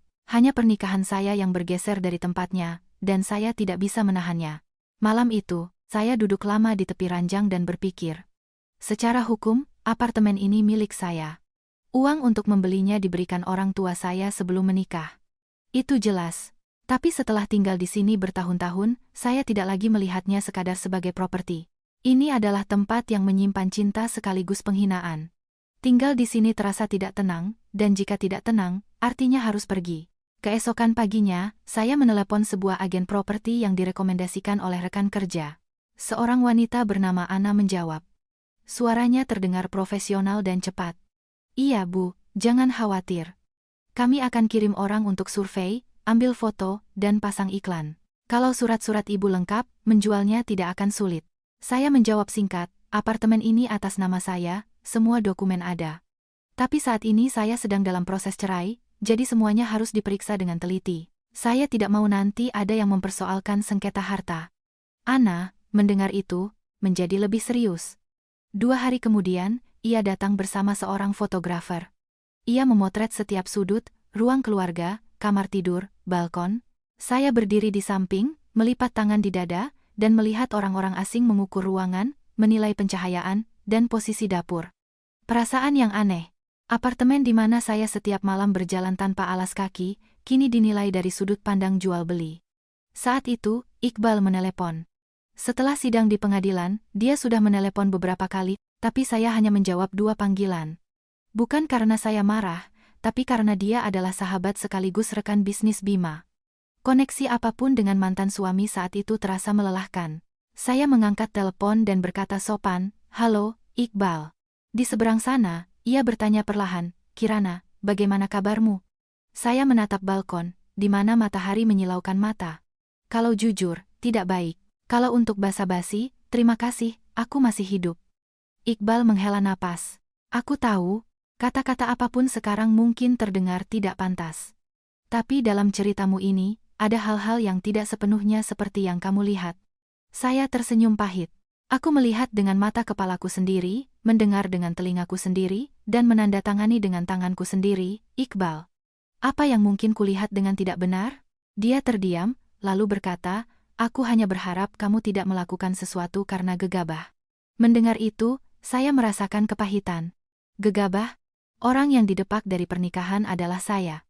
Wanita yang muncul di lobi dengan wajah pemenang adalah orang lain. Pria yang menandatangani surat cerai secepat ia menandatangani dokumen kerja adalah Bima. Dan pada akhirnya, saya yang diminta untuk tidak terburu-buru.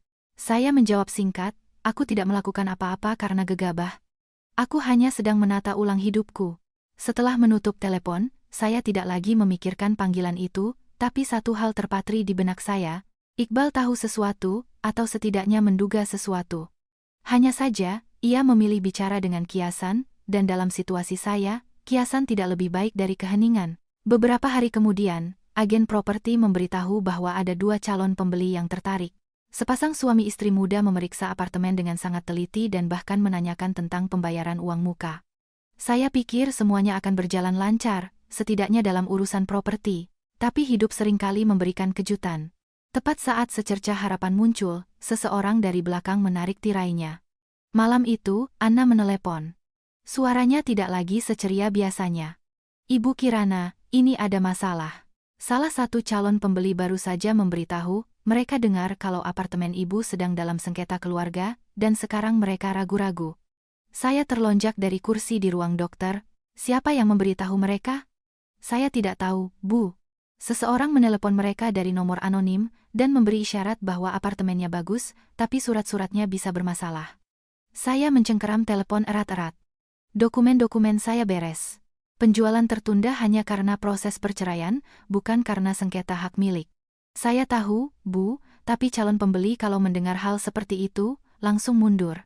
Setelah menutup telepon, saya duduk lama dalam keheningan. Jika ini terjadi sekali, bisa dianggap sebagai gosip. Tapi keesokan harinya, map berisi fotokopi dokumen yang saya simpan di laci meja kerja, posisinya bergeser. Beberapa halaman tidak tersusun sesuai urutan. Perasaan itu membuat bulu kuduk saya merinding. Saya bukan tipe orang yang ceroboh. Dokumen-dokumen saya, terutama yang menyangkut properti, selalu tersimpan rapi. Seseorang telah menyentuhnya. Malam itu, saya memeriksa kembali semua berkas, dan saat melakukannya, rasa dingin menjalari punggung saya.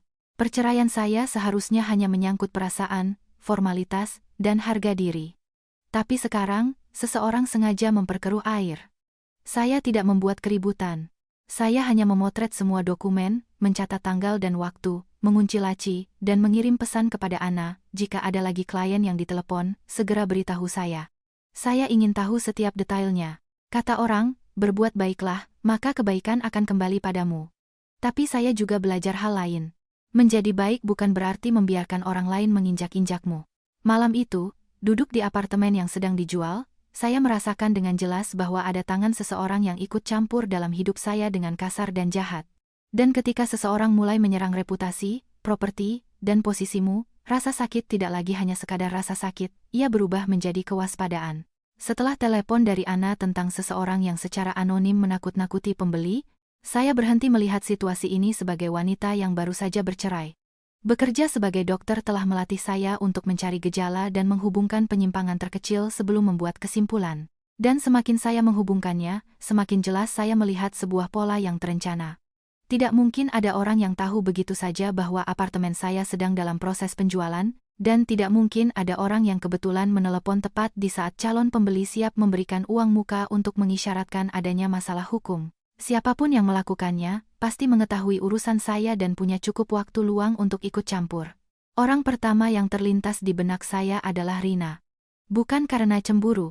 Jujur saja, untuk cemburu, saya sudah tidak punya tenaga. Saya melihatnya bukan sebagai saingan, melainkan sebagai seseorang yang mencoba mengukuhkan posisinya di atas penderitaan orang lain. Dan orang seperti itu, jika tidak mendapatkan apa yang diinginkan, jarang berhenti hanya pada perebutan seorang pria. 2 hari kemudian, Ana menelepon lagi. Kali ini suaranya lebih cemas. Ibu Kirana, ini aneh sekali. Seorang calon pembeli bilang dia dikirimi pesan. Katanya apartemen ini bukan hanya sengketa, tapi kasus perceraian yang penuh skandal, dan kalau dia membelinya, bisa ikut terseret ke pengadilan. Mendengar itu, mereka langsung membatalkan niat. Saya langsung bertanya, apa calon pembeli itu masih menyimpan nomornya? Tidak, Bu, itu nomor sekali pakai. Setelah menelepon, langsung tidak aktif. Saya terdiam sejenak, lalu berkata, mulai sekarang, tolong simpan semua informasi untuk saya. Siapa yang bertanya, apa yang mereka katakan, catat semuanya. Saya tidak mau ketinggalan satu detail pun. Setelah menutup telepon, saya membuka lagi laci berisi dokumen. Kali ini, setelah saya amati lebih dekat, saya melihat dengan jelas bahwa salah satu fotokopi sertifikat hak milik diletakkan tidak pada tempatnya. Sangat detail, yang mungkin tidak akan disadari orang lain. Tapi saya, sebagai orang yang selalu rapi, tahu ini bukan ulah saya. Seseorang telah membuka map itu dan terburu-buru memasukkan kembali lembarannya. Malam itu, Lina mampir, membawakan masakan dari ibunya. Melihat wajah saya, keningnya berkerut. Kamu kenapa? Tegang sekali. Saya menceritakan semuanya, tentang calon pembeli yang ditakut-takuti, tentang dokumen yang disentuh, lalu perlahan saya menambahkan, aku rasa ini ulah Rina. Lina menegakkan tubuhnya. Apa dia sanggup melakukan hal seperti itu? Aku tidak punya bukti. Tapi siapa lagi selain dia yang bisa begitu pendendam dan picik? Lina terdiam, lalu menghela napas. Perempuan yang masuk ke dalam pernikahan orang lain itu ada 2 tipe. Yang pertama, mereka yang mengira sedang jatuh cinta dan terbang ke arah api seperti laron. Yang kedua, mereka yang sadar sepenuhnya apa yang mereka lakukan, tapi tetap melakukannya karena keserakahan mereka lebih besar dari nurani. Kurasa dia tipe yang kedua. Saya tidak menjawab, karena di dalam hati saya tumbuh pemikiran yang sama. Nantinya, setelah semua mulai jelas, saya tahu bahwa saat itulah Rina mulai menunjukkan wajah aslinya. Sejak Bima pindah, ia mengira akan segera mendapatkan posisi baru dalam hidupnya. Tapi suatu hari, saat membereskan dokumen di kantor, ia tidak sengaja menemukan korespondensi antara Bima dan Iqbal, di mana mereka menyiapkan dokumen yang mengonfirmasi bahwa apartemen itu adalah milik pribadi saya, dan membahas bagaimana cara melindungi kepentingan saya semaksimal mungkin saat bercerai. Ia juga membaca sebagian dari kesimpulan medis yang Bima dengan ceroboh tinggalkan di laci meja. Sejak saat itu, semua ilusinya runtuh. Ternyata, pria yang akan ia gantikan posisinya di sisinya, tidak pernah benar-benar memilihnya. Ternyata, semua ambiguitas itu hanyalah sebuah panggung. Ternyata, dalam semua perhitungan Bima, orang yang paling dilindungi adalah saya. Rasa sakit bagi seseorang yang telah masuk ke dalam kehidupan orang lain bukan hanya karena tidak dicintai, tapi karena ia menemukan bahwa ia hanya digunakan sebagai jembatan, lalu ditinggalkan di tengah sungai. Dan rasa sakit seperti itu pada orang picik dengan cepat berubah menjadi racun. Sejak saat itu, Rina berhenti bersikap seperti asisten muda yang mencoba menyenangkan atasannya. Dia mulai diam-diam menyalin beberapa dokumen klien, menyimpan korespondensi internal, mengumpulkan kartu truf untuk dirinya sendiri. Pada saat yang sama, ia mencoba mengganggu proses penjualan apartemen saya untuk memperlambatnya, agar saya tidak bisa dengan tenang dan bersih memutus masa lalu. Tapi yang paling membuat saya membeku bukanlah dokumen, melainkan gosip. Suatu hari di akhir jam jaga, seorang perawat dari bagian penyakit dalam mendekati saya dan, sambil memegang lengan saya, berkata dengan ragu, Bu Kirana, saya dengar ada omongan tidak enak tentang ibu, saya jadi tidak tega. Makanya saya sampaikan. Saya bertanya langsung, omongan apa? Dia merendahkan suaranya. Katanya, ibu tahu tentang penyakit suami, tapi tetap bercerai untuk memudahkan hidup ibu sendiri. Saya kesal sekali mendengarnya, karena semua di rumah sakit ini tahu ibu bukan orang seperti itu. Saya terpaku di koridor. Rasa dingin menjalari dari tengkuk hingga ke tulang ekor. Jadi, dia tidak hanya menakut-nakuti pembeli, tapi juga mencoba mencoreng nama baik saya. Saya mengatupkan bibir dan tersenyum kecut, biarkan saja mereka bicara, saya tahu siapa hidup seperti apa. Saya berkata begitu, tapi di dalam hati, api yang tenang mulai menyala. Ada hal-hal yang bisa dipulihkan, uang bisa dicari, apartemen bisa dijual. Tapi reputasi seorang wanita, terutama di masyarakat yang suka bergosip, sekali dinodai, setiap langkah ke depan akan terasa pahit. Malam itu, saya duduk sendirian di balkon, menatap deretan lampu di bawah. Angin berembus hangat, tapi di hati saya terasa ketenangan yang dingin. Saat itu, saya tahu satu hal dengan pasti, kisah antara saya dan Bima telah berhenti menjadi sekadar cerita tentang pernikahan yang hancur. Ia telah bergeser ke ranah lain, di mana ada kepicikan, keserakahan, dan kedengkian wanita yang sangat beracun. Dan ketika seseorang mulai menyerang kehormatanmu, diam bukan lagi sebuah kebaikan, melainkan izin untuk dipukul sekali lagi. Tepat di saat gosip di rumah sakit belum mereda, Bima menelepon. Suaranya di telepon singkat, seolah sedang menyampaikan sesuatu yang wajib. Besok malam, kita ke rumah orang tuaku untuk makan malam. Saya sedang duduk di ruang dokter. Tangan saya yang memegang rekam medis membeku. Untuk apa? Orang tua bertanya. Kita belum memberitahu mereka apa-apa. Mendengar itu, saya merasa ingin tertawa pahit. Kami sudah mengajukan gugatan cerai, dia sudah pindah. Asistennya berdiri di lobi seperti seorang pemenang. Dan sekarang, dia ingin saya pergi makan malam bersamanya seolah tidak terjadi apa-apa, hanya untuk menjaga muka di depan keluarganya? Saya bertanya dengan suara sedingin es. Kamu mau aku duduk di sana dan memainkan peran sebagai menantu yang baik sampai akhir sandiwara? Dia terdiam beberapa detik, lalu menjawab, aku hanya tidak ingin orang tua khawatir. Saya mencengkeram telepon erat-erat. Orang yang membuat saya mengalami syok, penghinaan, dan keputusasaan adalah dia. Tapi yang terakhir ia khawatirkan adalah perasaan orang tuanya. Saya ingin menolak, tapi kemudian sebuah pikiran lain muncul. Beberapa hal, semakin ditutupi, semakin membuat orang berpikir bahwa kau wajib menanggungnya demi perdamaian. Dan saya sudah cukup banyak menanggung. Malam berikutnya, saya pergi. Ibu Retno, melihat saya, tersenyum sambil masih memegang sendok sayur. Kirana datang. Ayo, cuci tangan. Ibu hari ini masak ikan bakar kesukaanmu. Saya menjawab pelan, terima kasih. Bima sudah duduk di ruang keluarga. Kemeja abu-abu, penampilan rapi semuanya seperti makan malam keluarga biasa. Hanya saya yang tahu, penampilan rapi itu hanyalah topeng yang menyembunyikan kekacauan di dalam. Dari kamar, Bapak Hartono keluar dan mengangguk ke arah saya.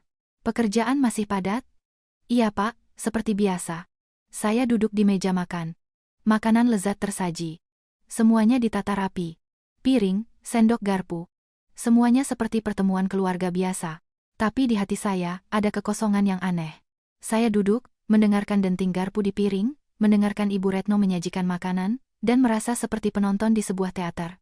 Setelah makan beberapa suap, Ibu mertua memulai dengan nada bicaranya yang biasa, yang merupakan campuran antara bujukan dan nasihat.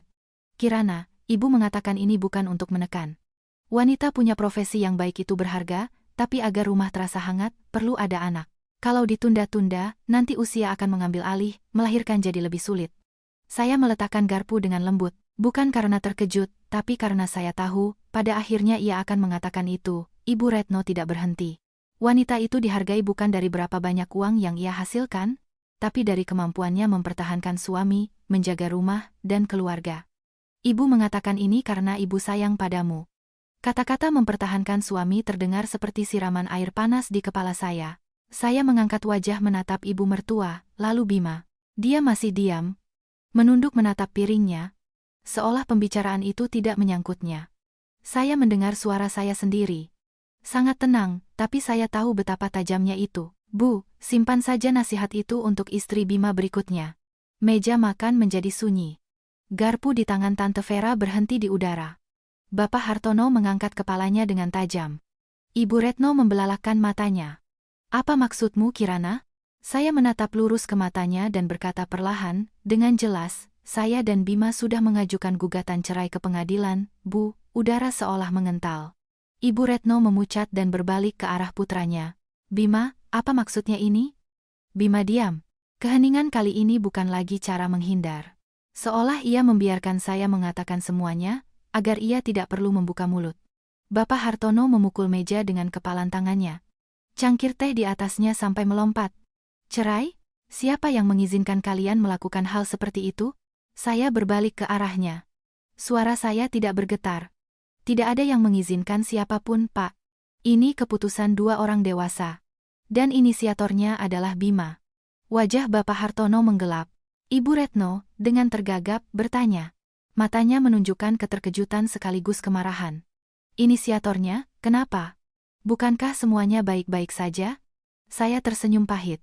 Bahkan sekarang, ia masih berpikir semuanya baik-baik saja. Dia menatap saya. Kalau ada masalah, suami istri harus menyelesaikannya di balik pintu tertutup.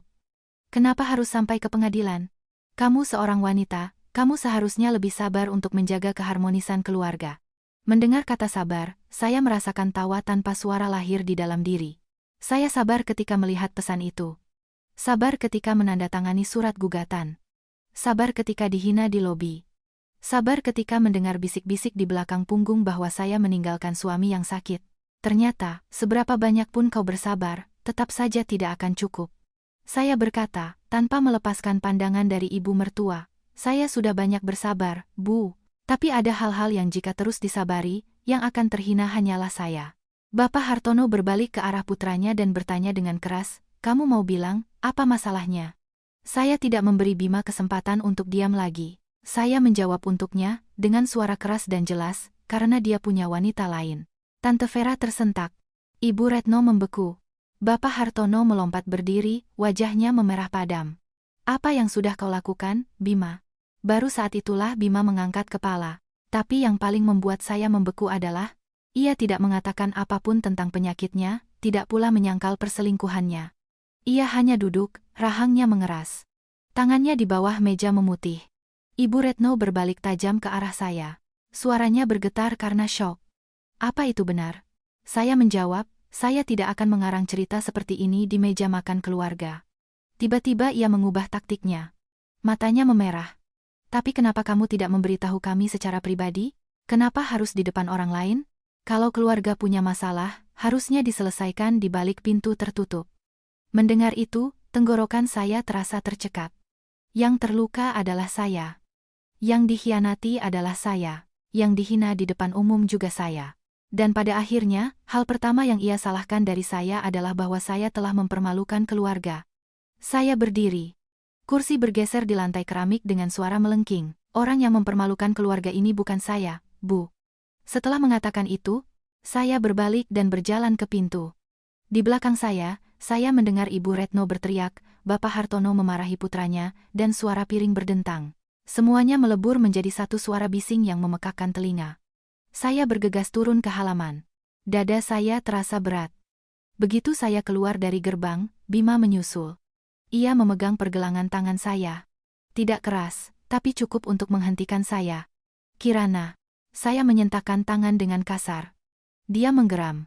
Kenapa kamu harus mempermalukanku di depan orang tuaku? Saya berbalik dan menatap lurus ke matanya.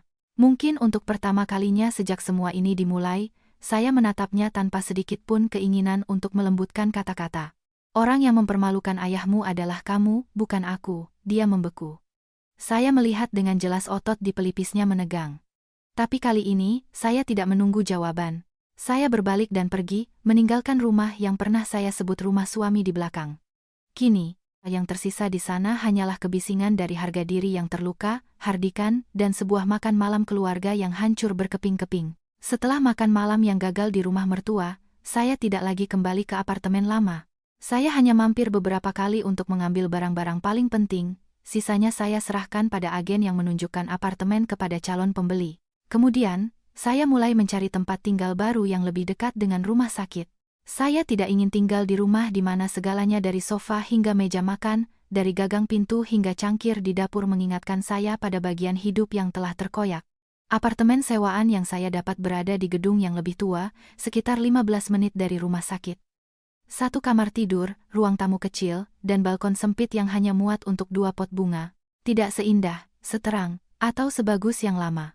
Tapi saat saya membuka pintu, saya merasakan sesuatu yang sangat saya rindukan selama berbulan-bulan terakhir, kedamaian. Kedamaian bukan karena kebahagiaan, melainkan karena di sini tidak ada jejak lama, tidak ada bau parfum asing di pakaian suami, tidak ada meja tempat pesan yang bisa membunuh sebuah pernikahan pernah menyala. Beberapa orang memilih tempat tinggal berdasarkan ukuran atau prestise. Saya memilih tempat ini hanya karena ia tidak punya kenangan. Di hari pindahan, ibu saya datang dari kampung sejak pagi. Melihat saya mengangkat sebuah kardus berisi buku, matanya memerah. Ya ampun nak, baru beberapa hari, kamu sudah kurus begini. Saya tersenyum, mengambil kardus itu darinya. Aku tidak selemah itu, Bu. Dia berbalik untuk menyeka air mata dan berbisik, membesarkan anak perempuan, menikahkannya, dengan harapan hidupnya akan baik-baik saja. Ternyata begini, ayah saya berjalan di belakangnya, membawa tas berisi makanan beku yang disiapkan ibu untuk saya. Dia tidak banyak bicara seperti ibu. Setelah meletakkan tas, ia hanya mengamati apartemen baru itu dan bertanya, "Kamu sudah berpikir matang-matang?" Saya mengerti, ia tidak bertanya tentang apartemen, tapi tentang hidup saya. Saya mengangguk. "Sudah, Pak." Dia menatap saya selama beberapa detik. Tatapannya penuh simpati sekaligus ketegasan. "Kalau begitu, kami ada di pihakmu." Satu kalimat itu saja membuat napas saya tercekat. Terkadang, orang tua tidak perlu banyak bicara. Satu kalimat "kami ada di pihakmu" lebih berharga daripada 100 nasihat bersabarlah demi keharmonisan keluarga. Saya menunduk, pura-pura merapikan taplak meja untuk menyembunyikan air mata yang mulai menggenang. Hari itu juga, saat ibu sedang menata piring di lemari, ayah berkata pelan, "Besok ayah akan ke rumah orang tua Bima." Saya mengangkat wajah menatapnya. "Pak, tidak usah membuat keributan." Dia menggeleng. "Ayah tidak pergi untuk membuat keributan. Tapi anak perempuan ayah bukan jas tua yang bisa digantung lalu dibuang begitu saja." Caranya mengucapkan itu dengan tenang terdengar lebih berat dari batu. Dia adalah pria dari generasi lama. Sedikit bicara, tapi setiap katanya seperti paku yang menancap. Keesokan harinya, dia benar-benar pergi ke rumah mantan mertua saya. Saat pulang, dia tidak banyak bercerita, hanya berkata singkat, "Ayah sudah jelaskan pada mereka, bahwa anak perempuan ayah tidak bisa diperlakukan seperti itu." Saya tidak bertanya lebih lanjut. Saya tahu ayah saya cukup tenang untuk tidak terdengar kasar, tapi juga cukup tegas agar mereka tidak lagi bisa memandang saya rendah. Di apartemen baru, saya mencoba kembali ke kehidupan normal. Pagi bekerja, malam menyalakan lampu hangat di ruang tamu, menyiram tanaman sirih gading di balkon, memasak makan malam untuk diri sendiri. Hidup menjadi lebih lambat, lebih sunyi, tapi juga lebih ringan. Saya pikir badai akhirnya akan memberi saya jeda, tapi hidup tidak semudah itu melepaskan. Suatu hari menjelang akhir jam jaga, bagian saya dihubungi dari UGD, meminta konsultasi. Seorang pria masuk dengan nyeri hebat di ulu hati, diduga komplikasi akibat kelelahan dan malnutrisi. Saya sedang menyelesaikan rekam medis ketika seorang perawat berlari masuk. "Bu Kirana," kerabatnya bilang nama pasiennya Bima Prasetyo. Tangan saya membeku, saya bergegas turun ke UGD. Di dekat pintu masuk, saya melihat Bima, membungkuk di atas berangkar. Wajahnya pucat pasi. Satu tangan memegangi perutnya, napasnya berat. Di sebelahnya berdiri Rina, tampak bingung, rambutnya acak-acakan, tapi lipstik di bibirnya masih menempel. Melihat saya, ia tidak tampak malu, malah mengerutkan kening. "Kenapa Anda?" Saya tidak menjawab. Di rumah sakit, di hadapan saya hanyalah seorang pasien. Saya mendekat dan, sambil membungkuk, bertanya, "Kapan mulainya?" Bima mengangkat wajahnya menatap saya. Di matanya ada kelelahan, rasa malu, dan penghinaan yang sulit disembunyikan. Dia menjawab dengan suara serak, "Tadi siang, setelah makan." Saya mengajukan beberapa pertanyaan lagi, sambil memeriksa tanda-tanda dehidrasi, getaran di ujung jarinya. Pergelangan tangannya lebih dingin dari biasanya, wajahnya pucat. Saya berbalik ke perawat. "Segera ambil darah. USG perut. Siapkan untuk rawat inap." Diagnosis: sindrom nyeri epigastrium akut. Rina menyela dengan nada tidak puas. "Memangnya di rumah sakit ini tidak ada dokter lain?" Saya mengangkat wajah menatapnya dan berkata dengan dingin, "Di sini, saya sedang menjalankan tugas saya. Jika Anda tidak percaya, Anda bisa meminta rujukan ke rumah sakit lain. Jika tidak, silakan menyingkir." Dia sepertinya tidak menyangka akan mendapat jawaban setegas itu dan terdiam, mengerucutkan bibirnya. Saya tidak memedulikannya. Pemeriksaan, resep, pengurusan administrasi semuanya seperti pasien lain. Hanya saja, setiap kali jari saya menyentuh pergelangan tangannya untuk menghitung denyut nadi, sesuatu di hati saya terasa teriris oleh ironi yang pahit. Pria yang ingin mendorong saya pergi karena penyakitnya, pada akhirnya justru masuk ke rumah sakit di giliran jaga saya. Keesokan paginya, saya masuk ke ruangannya. Begitu membuka pintu, saya mencium bau minuman boba. Di meja samping tempat tidur, ada segelas minuman dingin yang sudah diminum setengahnya, dan di sebelahnya, sebuah wadah berisi mie instan pedas. Saya melihat itu dan merasakan campuran antara tawa dan kepahitan. Membawakan makanan seperti itu untuk orang dengan maag akut yang sedang dalam kondisi lemah hanya bisa dilakukan oleh orang yang tidak mengerti apa-apa, atau orang yang memang tidak peduli. Dari kamar mandi, Rina keluar dan, melihat saya, langsung berkata, "Saya belikan Bima makanan biar ada tenaga. Makanan rumah sakit kan hambar semua." Saya tidak membantah. Saya hanya berbalik ke perawat dan berkata pelan, "Tolong ingatkan lagi soal dietnya. Tidak boleh ada yang pedas, manis, atau dingin." Setelah mengatakan itu, saya menatap Bima. Dia duduk bersandar di bantal, menatap gelas minuman itu seolah itu adalah benda yang tidak pantas.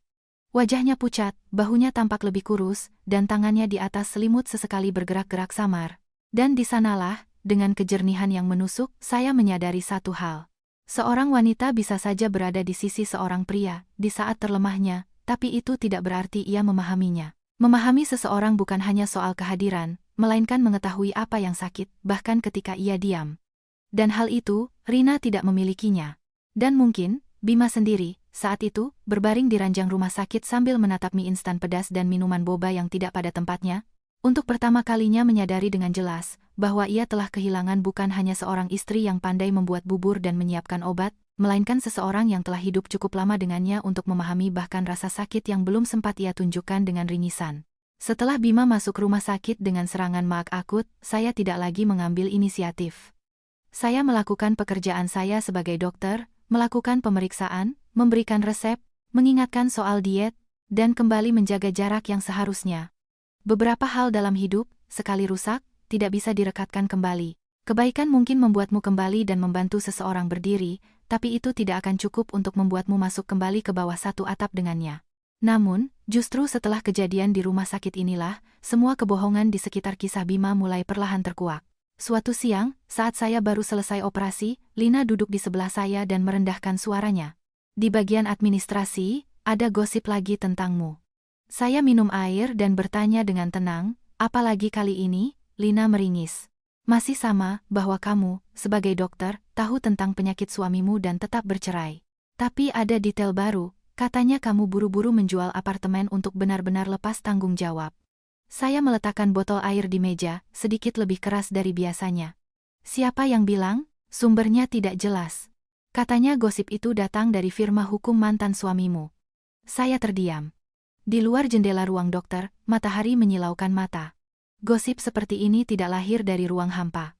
Pasti ada yang memulainya, seseorang yang tahu secuil kebenaran, lalu memelintirnya sesuai keinginannya. Dan orang yang tahu tentang diagnosis Bima, tentang apartemen, tentang perceraian, dan sekaligus cukup picik untuk melakukan hal seperti itu, hanya ada satu. Malam itu, saat saya kembali ke apartemen baru saya, agen properti Anna menelepon. "Bu Kirana, jujur saja, kami mulai khawatir. 2 calon pembeli bagus mundur karena ada yang mengirim pesan pada mereka. Katanya, mereka bahkan punya fotokopi dokumen apartemen ibu." Saya menegakkan punggung. "Fotokopi apa?" "Saya tidak tahu, Bu.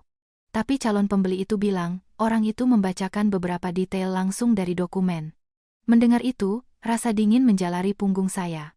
Jadi, dia tidak hanya menyebarkan gosip, tapi benar-benar berhasil mendapatkan dokumen saya. Saya membuka laci, mengeluarkan semua dokumen, dan memeriksanya lagi.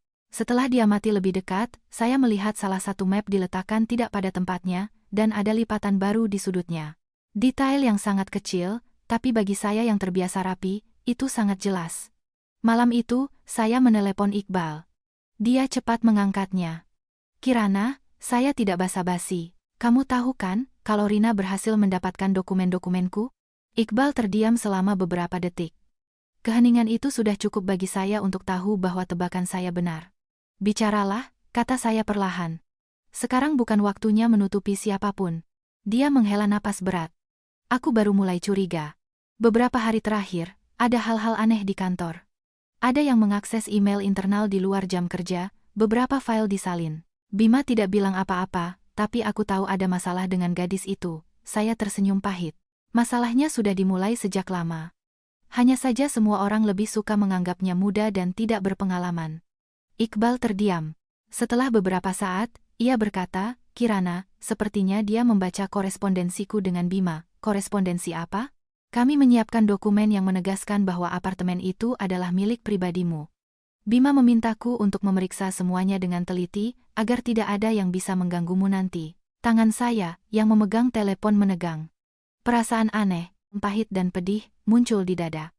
Ternyata, seperti yang saya rasakan, Jauh di lubuk hatinya, Bima masih berusaha melindungi kepentingan saya. Tapi ironisnya, orang yang melakukan itu jugalah yang menghancurkan kepercayaan kami dengan sandiwara pengkhianatannya. Saya bertanya dengan suara kering, bagaimana dengan dokumen medis? Iqbal menjawab pelan, mungkin, dia juga melihatnya. Sekarang saya tidak ragu lagi. Rina tahu segalanya. Tahu bahwa ia hanya pion dalam permainan orang lain. Tahu bahwa pria yang, menurutnya, telah ia rebut dari keluarga orang lain, sebenarnya tidak pernah berniat memberinya status apapun. Tahu bahwa penyakit Bima itu nyata, dan semua perhitungan harta pada akhirnya menguntungkan saya. Bagi orang seperti dia, kehilangan ilusi lebih menyakitkan daripada penolakan langsung. Dan rasa sakit serta harga diri yang terluka seperti itu dengan mudah berubah menjadi racun. Nantinya, saya bisa menyusun gambaran lengkapnya. Tepat sejak Rina menemukan korespondensi itu, ia berubah drastis. Di kantor, ia tidak lagi menatap Bima dengan kekaguman, melainkan dengan tatapan orang yang merasa dihina. Dia diam-diam menyalin dokumen klien, menyimpan korespondensi internal, mengumpulkan kompromat untuk dirinya sendiri. Tidak berhenti di situ, ia berhasil mendapatkan dokumen terkait apartemen saya, sengaja memalsukan beberapa fotokopi, dan berdasarkan potongan-potongan informasi itulah, ia mulai menyebarkan gosip, mencampuradukan kebenaran dengan kebohongan. Ketika seorang wanita tidak mendapatkan cinta tapi tidak juga pergi, itu biasanya berarti ia mulai mengincar uang. Begitu pula dengan Rina. Dari mimpi untuk masuk ke dalam kehidupan Bima, ia beralih ke perhitungan. Jika tidak ada status, setidaknya ia bisa membuat segalanya menjadi keruh agar tidak ada yang tenang. 3 hari kemudian, saya berpapasan dengan Rina di lobi rumah sakit. Dia berdiri di dekat lift dengan gaun krem dan tas jinjing di tangannya. Melihat saya, ia menyunggingkan senyum tipis. Bu Kirana. Saya berhenti dan menatap lurus ke matanya. Apa yang Anda lakukan dengan dokumen apartemen saya? Dia mengerjap, berpura-pura tidak bersalah. Saya tidak mengerti maksud Anda. Saya tidak meninggikan suara. Tidak mengerti? Kalau begitu dengarkan baik-baik, jika Anda sekali lagi menyentuh berkas saya, menakut-nakuti pembeli, atau menyebarkan gosip bohong tentang saya, lain kali saya tidak akan bicara sesopan ini. Senyum di wajahnya sejenak membeku, tapi segera kembali ke sikap lembutnya yang biasa. Saya hanya berpikir, orang luar yang tidak tahu kebenarannya bisa salah paham tentang Anda. Anda kan dokter, pasti mengerti. Seorang istri yang tahu suaminya sakit, tapi tetap, saya memotongnya. Diam. Untuk pertama kalinya sejak semua ini dimulai, saya mengucapkan kata itu dengan nada yang, meskipun tidak keras, begitu tajam hingga ia membeku. Saya mendekat setengah langkah, tidak melepaskan pandangan darinya. Apa yang Anda tahu hanyalah potongan-potongan yang Anda baca secara diam-diam. Dan apa yang tidak Anda miliki adalah hak untuk menghakimi saya. Saat itu, pintu lift terbuka. Tanpa menunggu jawabannya, saya masuk, meninggalkannya berdiri dengan wajah kaku, pintu tertutup. Di dalam hati tidak ada kepuasan, hanya pemahaman yang jelas. Pertempuran ini telah memasuki level yang berbeda. Ini bukan lagi kisah tentang suami yang tidak setia, istri yang menderita, dan seorang kekasih gelap. Ini telah berubah menjadi gulungan benang kusut dari diagnosis medis, email, keserakahan, harga diri, dan fitnah. Dan ketika kebenaran mulai terkuak dari dokumen, bukan hanya dari mulut orang, cepat atau lambat, semua topeng akan jatuh. Setelah berpapasan dengan Rina di lobi rumah sakit, saya pikir saya bisa hidup tenang setidaknya untuk beberapa hari. Tapi sejak hari itu, peristiwa-peristiwa mulai bergulir seperti air keruh yang dikocok mulai mengendap, dan semua yang ada di dasarnya muncul ke permukaan. Bima dirawat di rumah sakit selama beberapa hari lagi, lalu dipindahkan ke bagian neurologi untuk pemeriksaan mendalam. Saya tidak menangani kasusnya, tapi di rumah sakit, beberapa berita sampai ke telingamu bahkan jika kau tidak ingin mendengarnya. Suatu pagi setelah operasi panjang, saya melewati koridor menuju bagian diagnostik dan melihat Bima. Dia berdiri di dekat jendela, atau lebih tepatnya, mencoba berdiri. Satu tangan berpegangan pada sandaran kursi, tangan lainnya memegang selembar hasil pemeriksaan. Jari-jarinya gemetar begitu hebat hingga kertas itu bergetar. Wajahnya pucat pasi, matanya cekung. Seolah dalam beberapa minggu, ia menua beberapa tahun. Melihat saya, ia membeku. Suaranya serak. Kamu tahu dari awal? Saya berhenti. Koridor yang sepi di siang hari itu hampir kosong. Hanya terdengar langkah-langkah perawat di kejauhan dan bau samar antiseptik. Saya menatap lurus ke matanya dan mengangguk. Iya, dia tertawa. Tapi tawa itu lebih menyakitkan dari tangisan. Dan kamu tetap menandatangani surat cerai, menjual apartemen, memutus segalanya. Begitu saja. Mendengar itu, saya tidak lagi marah, saya merasa dingin. Dingin karena bahkan sekarang, ia masih menganggap dirinya sebagai korban utama. Saya bertanya dengan sangat perlahan, "Kamu mau mendengar yang sebenarnya?" Dia meremas lembaran kertas itu hingga kusut, "Katakan." Saya menatap lurus ke matanya, dan setiap kata jatuh seperti batu di lantai keramik. "Di hari aku menerima amplop berisi hasil pemeriksaanmu, aku duduk hampir 1 jam di koridor ini, memikirkan bagaimana kita akan melewati ini bersama." Tatapannya membeku. Saya melanjutkan tanpa henti. "Aku berpikir, nanti malam saat pulang, aku tidak akan menyalahkanmu karena menyembunyikan penyakitmu. Aku hanya ingin duduk di sampingmu dan bertanya apa yang kamu butuhkan, bagaimana kita merencanakan semuanya, bagaimana memberitahu orang tua, dan bagaimana kita akan berobat bersama." Bibirnya bergerak, tapi ia tidak bisa menyela. Saya tersenyum pahit, tenggorokan saya tercekat. Tapi malam itu juga, di rumah, yang menantiku adalah pesan dari wanita lain di layar teleponmu. Dan setelah itu, kamu berdiri di hadapanku dan dengan dingin bicara tentang perceraian. Dia mundur setengah langkah. Tangannya yang berpegangan pada kursi menegang. Saya tidak membiarkannya menghindar. Yang mendorongku pergi bukan penyakitmu. Yang mendorongku pergi adalah kamu. Koridor menjadi begitu sunyi hingga napasnya yang berat terdengar.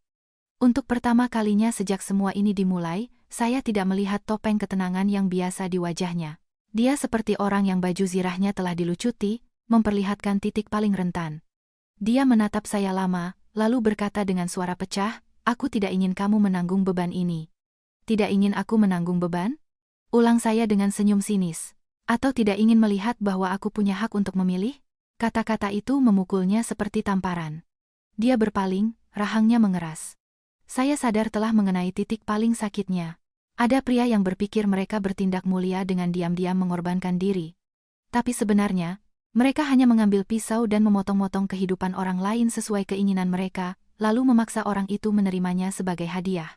Malam itu, saat saya turun ke tempat parkir untuk mengambil mobil, dia sudah menunggu di sana. Wajah tenang seorang pengacara telah lenyap. Sikap dingin dan menjaga jarak yang selama ini mencekik saya juga hilang. Dia berdiri bersandar di pilar beton. Bahunya terkulai, matanya merah karena kurang tidur dan putus asa. "Kirana," panggilnya, suaranya pecah. "Tolong dengarkan aku sekali ini saja." Saya tidak menjawab, tapi juga tidak pergi. Dia menunduk. Tangannya yang diletakkan di kap mobil gemetar hebat hingga buku-buku jarinya memutih. Aku tidak tidur dengannya. Aku tidak pernah berpikir untuk membangun hidup bersamanya. Dia menelan ludah. "Aku hanya ingin kamu cukup membenciku untuk pergi." Saya memejamkan mata sejenak. Meskipun saya sudah menduga semuanya, mendengarnya langsung darinya terasa sakit dengan cara yang baru. Jika dia benar-benar berkhianat, saya bisa saja membencinya. Tapi dia justru menggunakan cintanya sendiri untuk memberikan penghinaan terberat pada saya. Dia melanjutkan, kata-katanya terputus-putus. "Aku takut suatu hari nanti tidak bisa berjalan. Takut kamu akan pulang dari jaga malam dan merawatku. Takut kamu akan mengubur hidupmu karenaku. Kupikir, jika kamu membenciku, akan lebih mudah bagimu untuk pergi." Saya menatap pria di hadapan saya, dan rasa kasihan saat itu lebih sedikit daripada rasa lelah. Lelah karena dia masih belum mengerti. Atau sudah mengerti, tapi sudah terlambat. Saya bertanya, "Hak apa yang kamu punya untuk memutuskan nasibku?" Dia membeku. Saya mendekat. Suara saya tidak keras, tapi setajam pisau silet.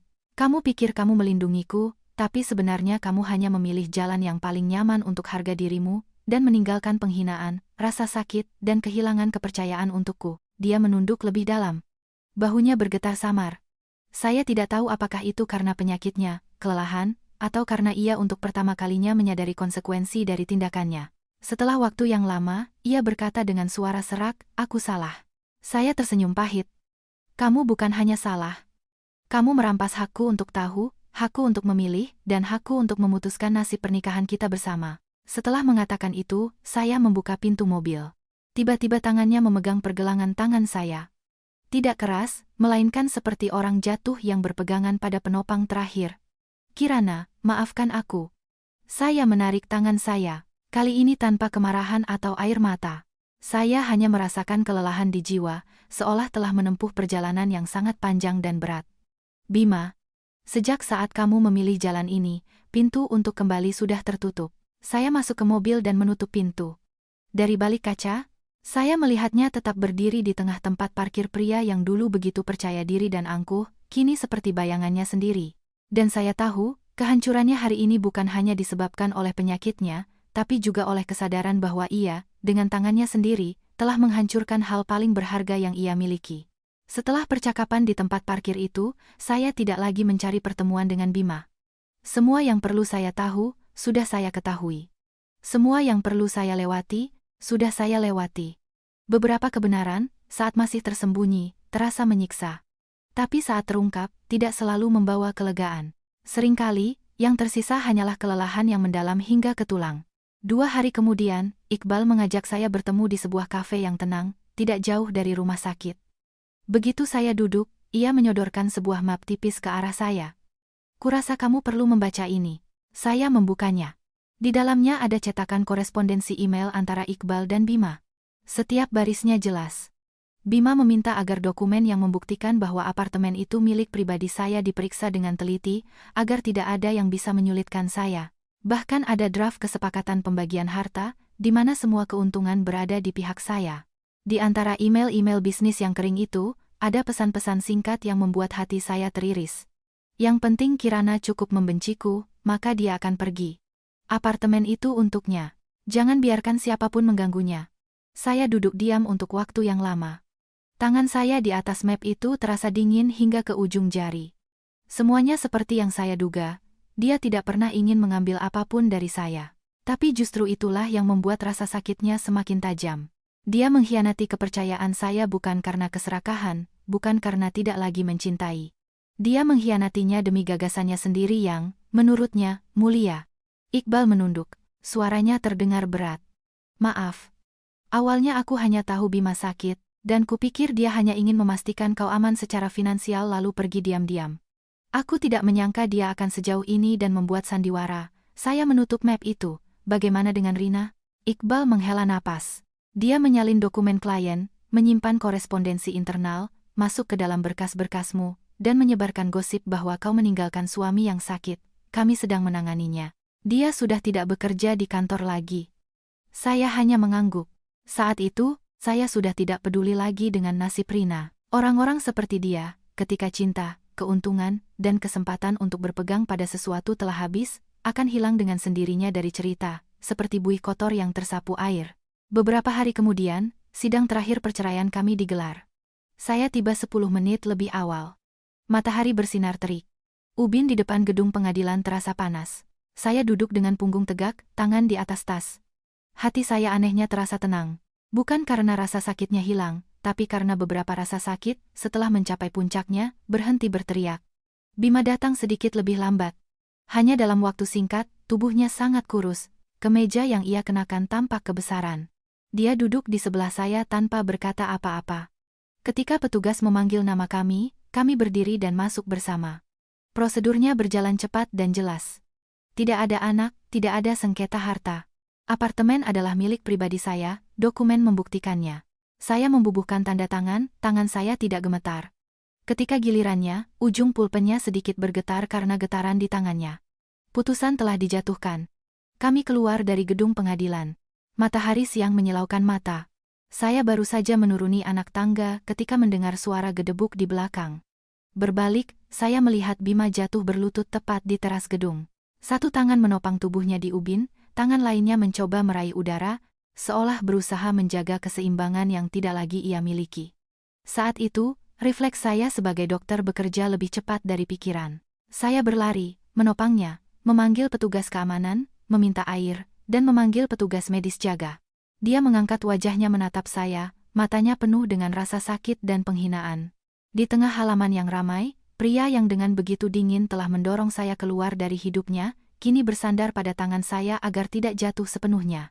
Dia tidak berkata apa-apa. Saya juga. Terkadang, kata-kata tidak bisa lagi memperbaiki apapun. Saya pikir semuanya berakhir di situ, tapi 3 hari kemudian, mantan ibu mertua menelepon, menangis di telepon. Kirana, tolong datang, bantu ibu. Bima jatuh di kamar dan tidak mau ke rumah sakit. Saya terdiam beberapa detik, tapi pada akhirnya mengambil kunci mobil dan pergi. Pintu kamarnya terbuka. Dia duduk di lantai, bersandar di ranjang. Di dekatnya, ada pecahan gelas yang berserakan. Wajahnya pucat pasi, rambutnya jatuh menutupi dahi, dan kakinya seolah tidak lagi mampu menopang berat badannya. Ibu Retno berdiri di ambang pintu, matanya bengkak. Tak ada lagi jejak wanita percaya diri yang selalu bicara tentang kehormatan keluarga. Melihat saya, Bima mengangkat kepala. Untuk pertama kalinya, dalam suaranya tidak ada sedikit pun sikap menahan diri. Aku sangat takut, hanya 3 kata, yang menghancurkan benteng terakhir harga dirinya. Saya berdiri selama beberapa detik, lalu memanggil ambulans, menghubungi bagian neurologi, membantu mengurus administrasi. Saya melakukan semuanya dengan cepat dan efisien, seperti kasus darurat lainnya. Hanya saja kali ini, pasiennya adalah pria yang pernah saya cintai dengan seluruh masa muda saya. Saat ia didorong di berangkar menuju mobil, ia memegang pergelangan tangan saya. Tangannya dingin dan gemetar. Kalau suatu hari nanti aku tidak bisa berjalan, bisakah kamu tidak membenciku? Saya menatapnya lama, lalu berkata perlahan, agar saya sendiri juga bisa mendengarnya, aku tidak akan menyimpanmu di hati dengan kebencian, tapi aku juga tidak bisa lagi menyimpanmu dalam hidupku. Sejak hari itu, ia setuju untuk menjalani pengobatan. Iqbal dan firma hukumnya membereskan kekacauan yang ditinggalkan Rina. Mantan ayah mertua menjadi pendiam, tidak lagi bicara tentang kehormatan dan martabat. Mantan ibu mertua, setiap kali bertemu saya, menangis, seolah akhirnya mengerti bahwa beberapa hal, jika diucapkan satu langkah terlambat, akan terlambat untuk seumur hidup. Dan saya kembali ke hidup saya. Jaga malam yang panjang, pagi yang terburu-buru di depan cermin, malam-malam larut saat saya sendirian menyiram bunga di balkon kecil saya. Saya tidak kembali pada Bima, bukan karena di hati tidak ada lagi sisa kehangatan, tapi karena kehangatan saja tidak akan cukup untuk merekatkan kembali pernikahan di mana kepercayaan telah hancur. Kau bisa memaafkan sebuah kesalahan, tapi sangat sulit untuk hidup dengan seseorang yang pernah dengan sewenang-wenang menentukan nasibmu, dan hanya meninggalkan akibatnya untukmu. Suatu sore setelah jaga, saya melewati koridor bagian neurologi. Sinar matahari senja membentuk garis-garis panjang di lantai keramik. Semuanya bermandikan cahaya yang hangat dan tenang. Di saku, telepon saya bergetar. Itu Lina. Akhir pekan kita ke Bandung, yuk. Segarkan pikiran, nanti kamu jadi seperti nenek-nenek. Saya menatap layar dan tertawa. Pelan, tapi tulus. Saya membalas pesannya dengan satu kata. Ayo. Begitulah. Kehilangan satu orang tidak berarti kehilangan kemampuan untuk bahagia. Mengakhiri satu pernikahan tidak berarti sisa hidupmu akan berada dalam bayang-bayang. Yang terpenting adalah menjaga harga diri dan cukup waras untuk tidak mencintai seseorang sambil terus menyakiti diri sendiri. Maka suatu hari, angin akan berembus, dan hatimu tidak akan lagi terasa dingin. Melalui kisah ini, saya belajar satu hal penting. Dalam pernikahan, cinta itu perlu, tapi kejujuran lebih diperlukan lagi. Kau tidak bisa, atas nama pengorbanan, memutuskan nasib orang lain. Dan kau tidak bisa, atas nama komitmen, mempertahankan hubungan di mana kepercayaan telah hancur. Jika Anda menyukai kisah ini, silakan berikan suka. Jika Anda punya pemikiran lain, tinggalkan komentar di bawah. Terima kasih, para pendengar setia, telah bersama kami hingga akhir. Semoga Anda semua selalu sehat, damai, dan hari-hari Anda terasa ringan. Sampai jumpa di kisah berikutnya di kanal Curahan Hati Senja.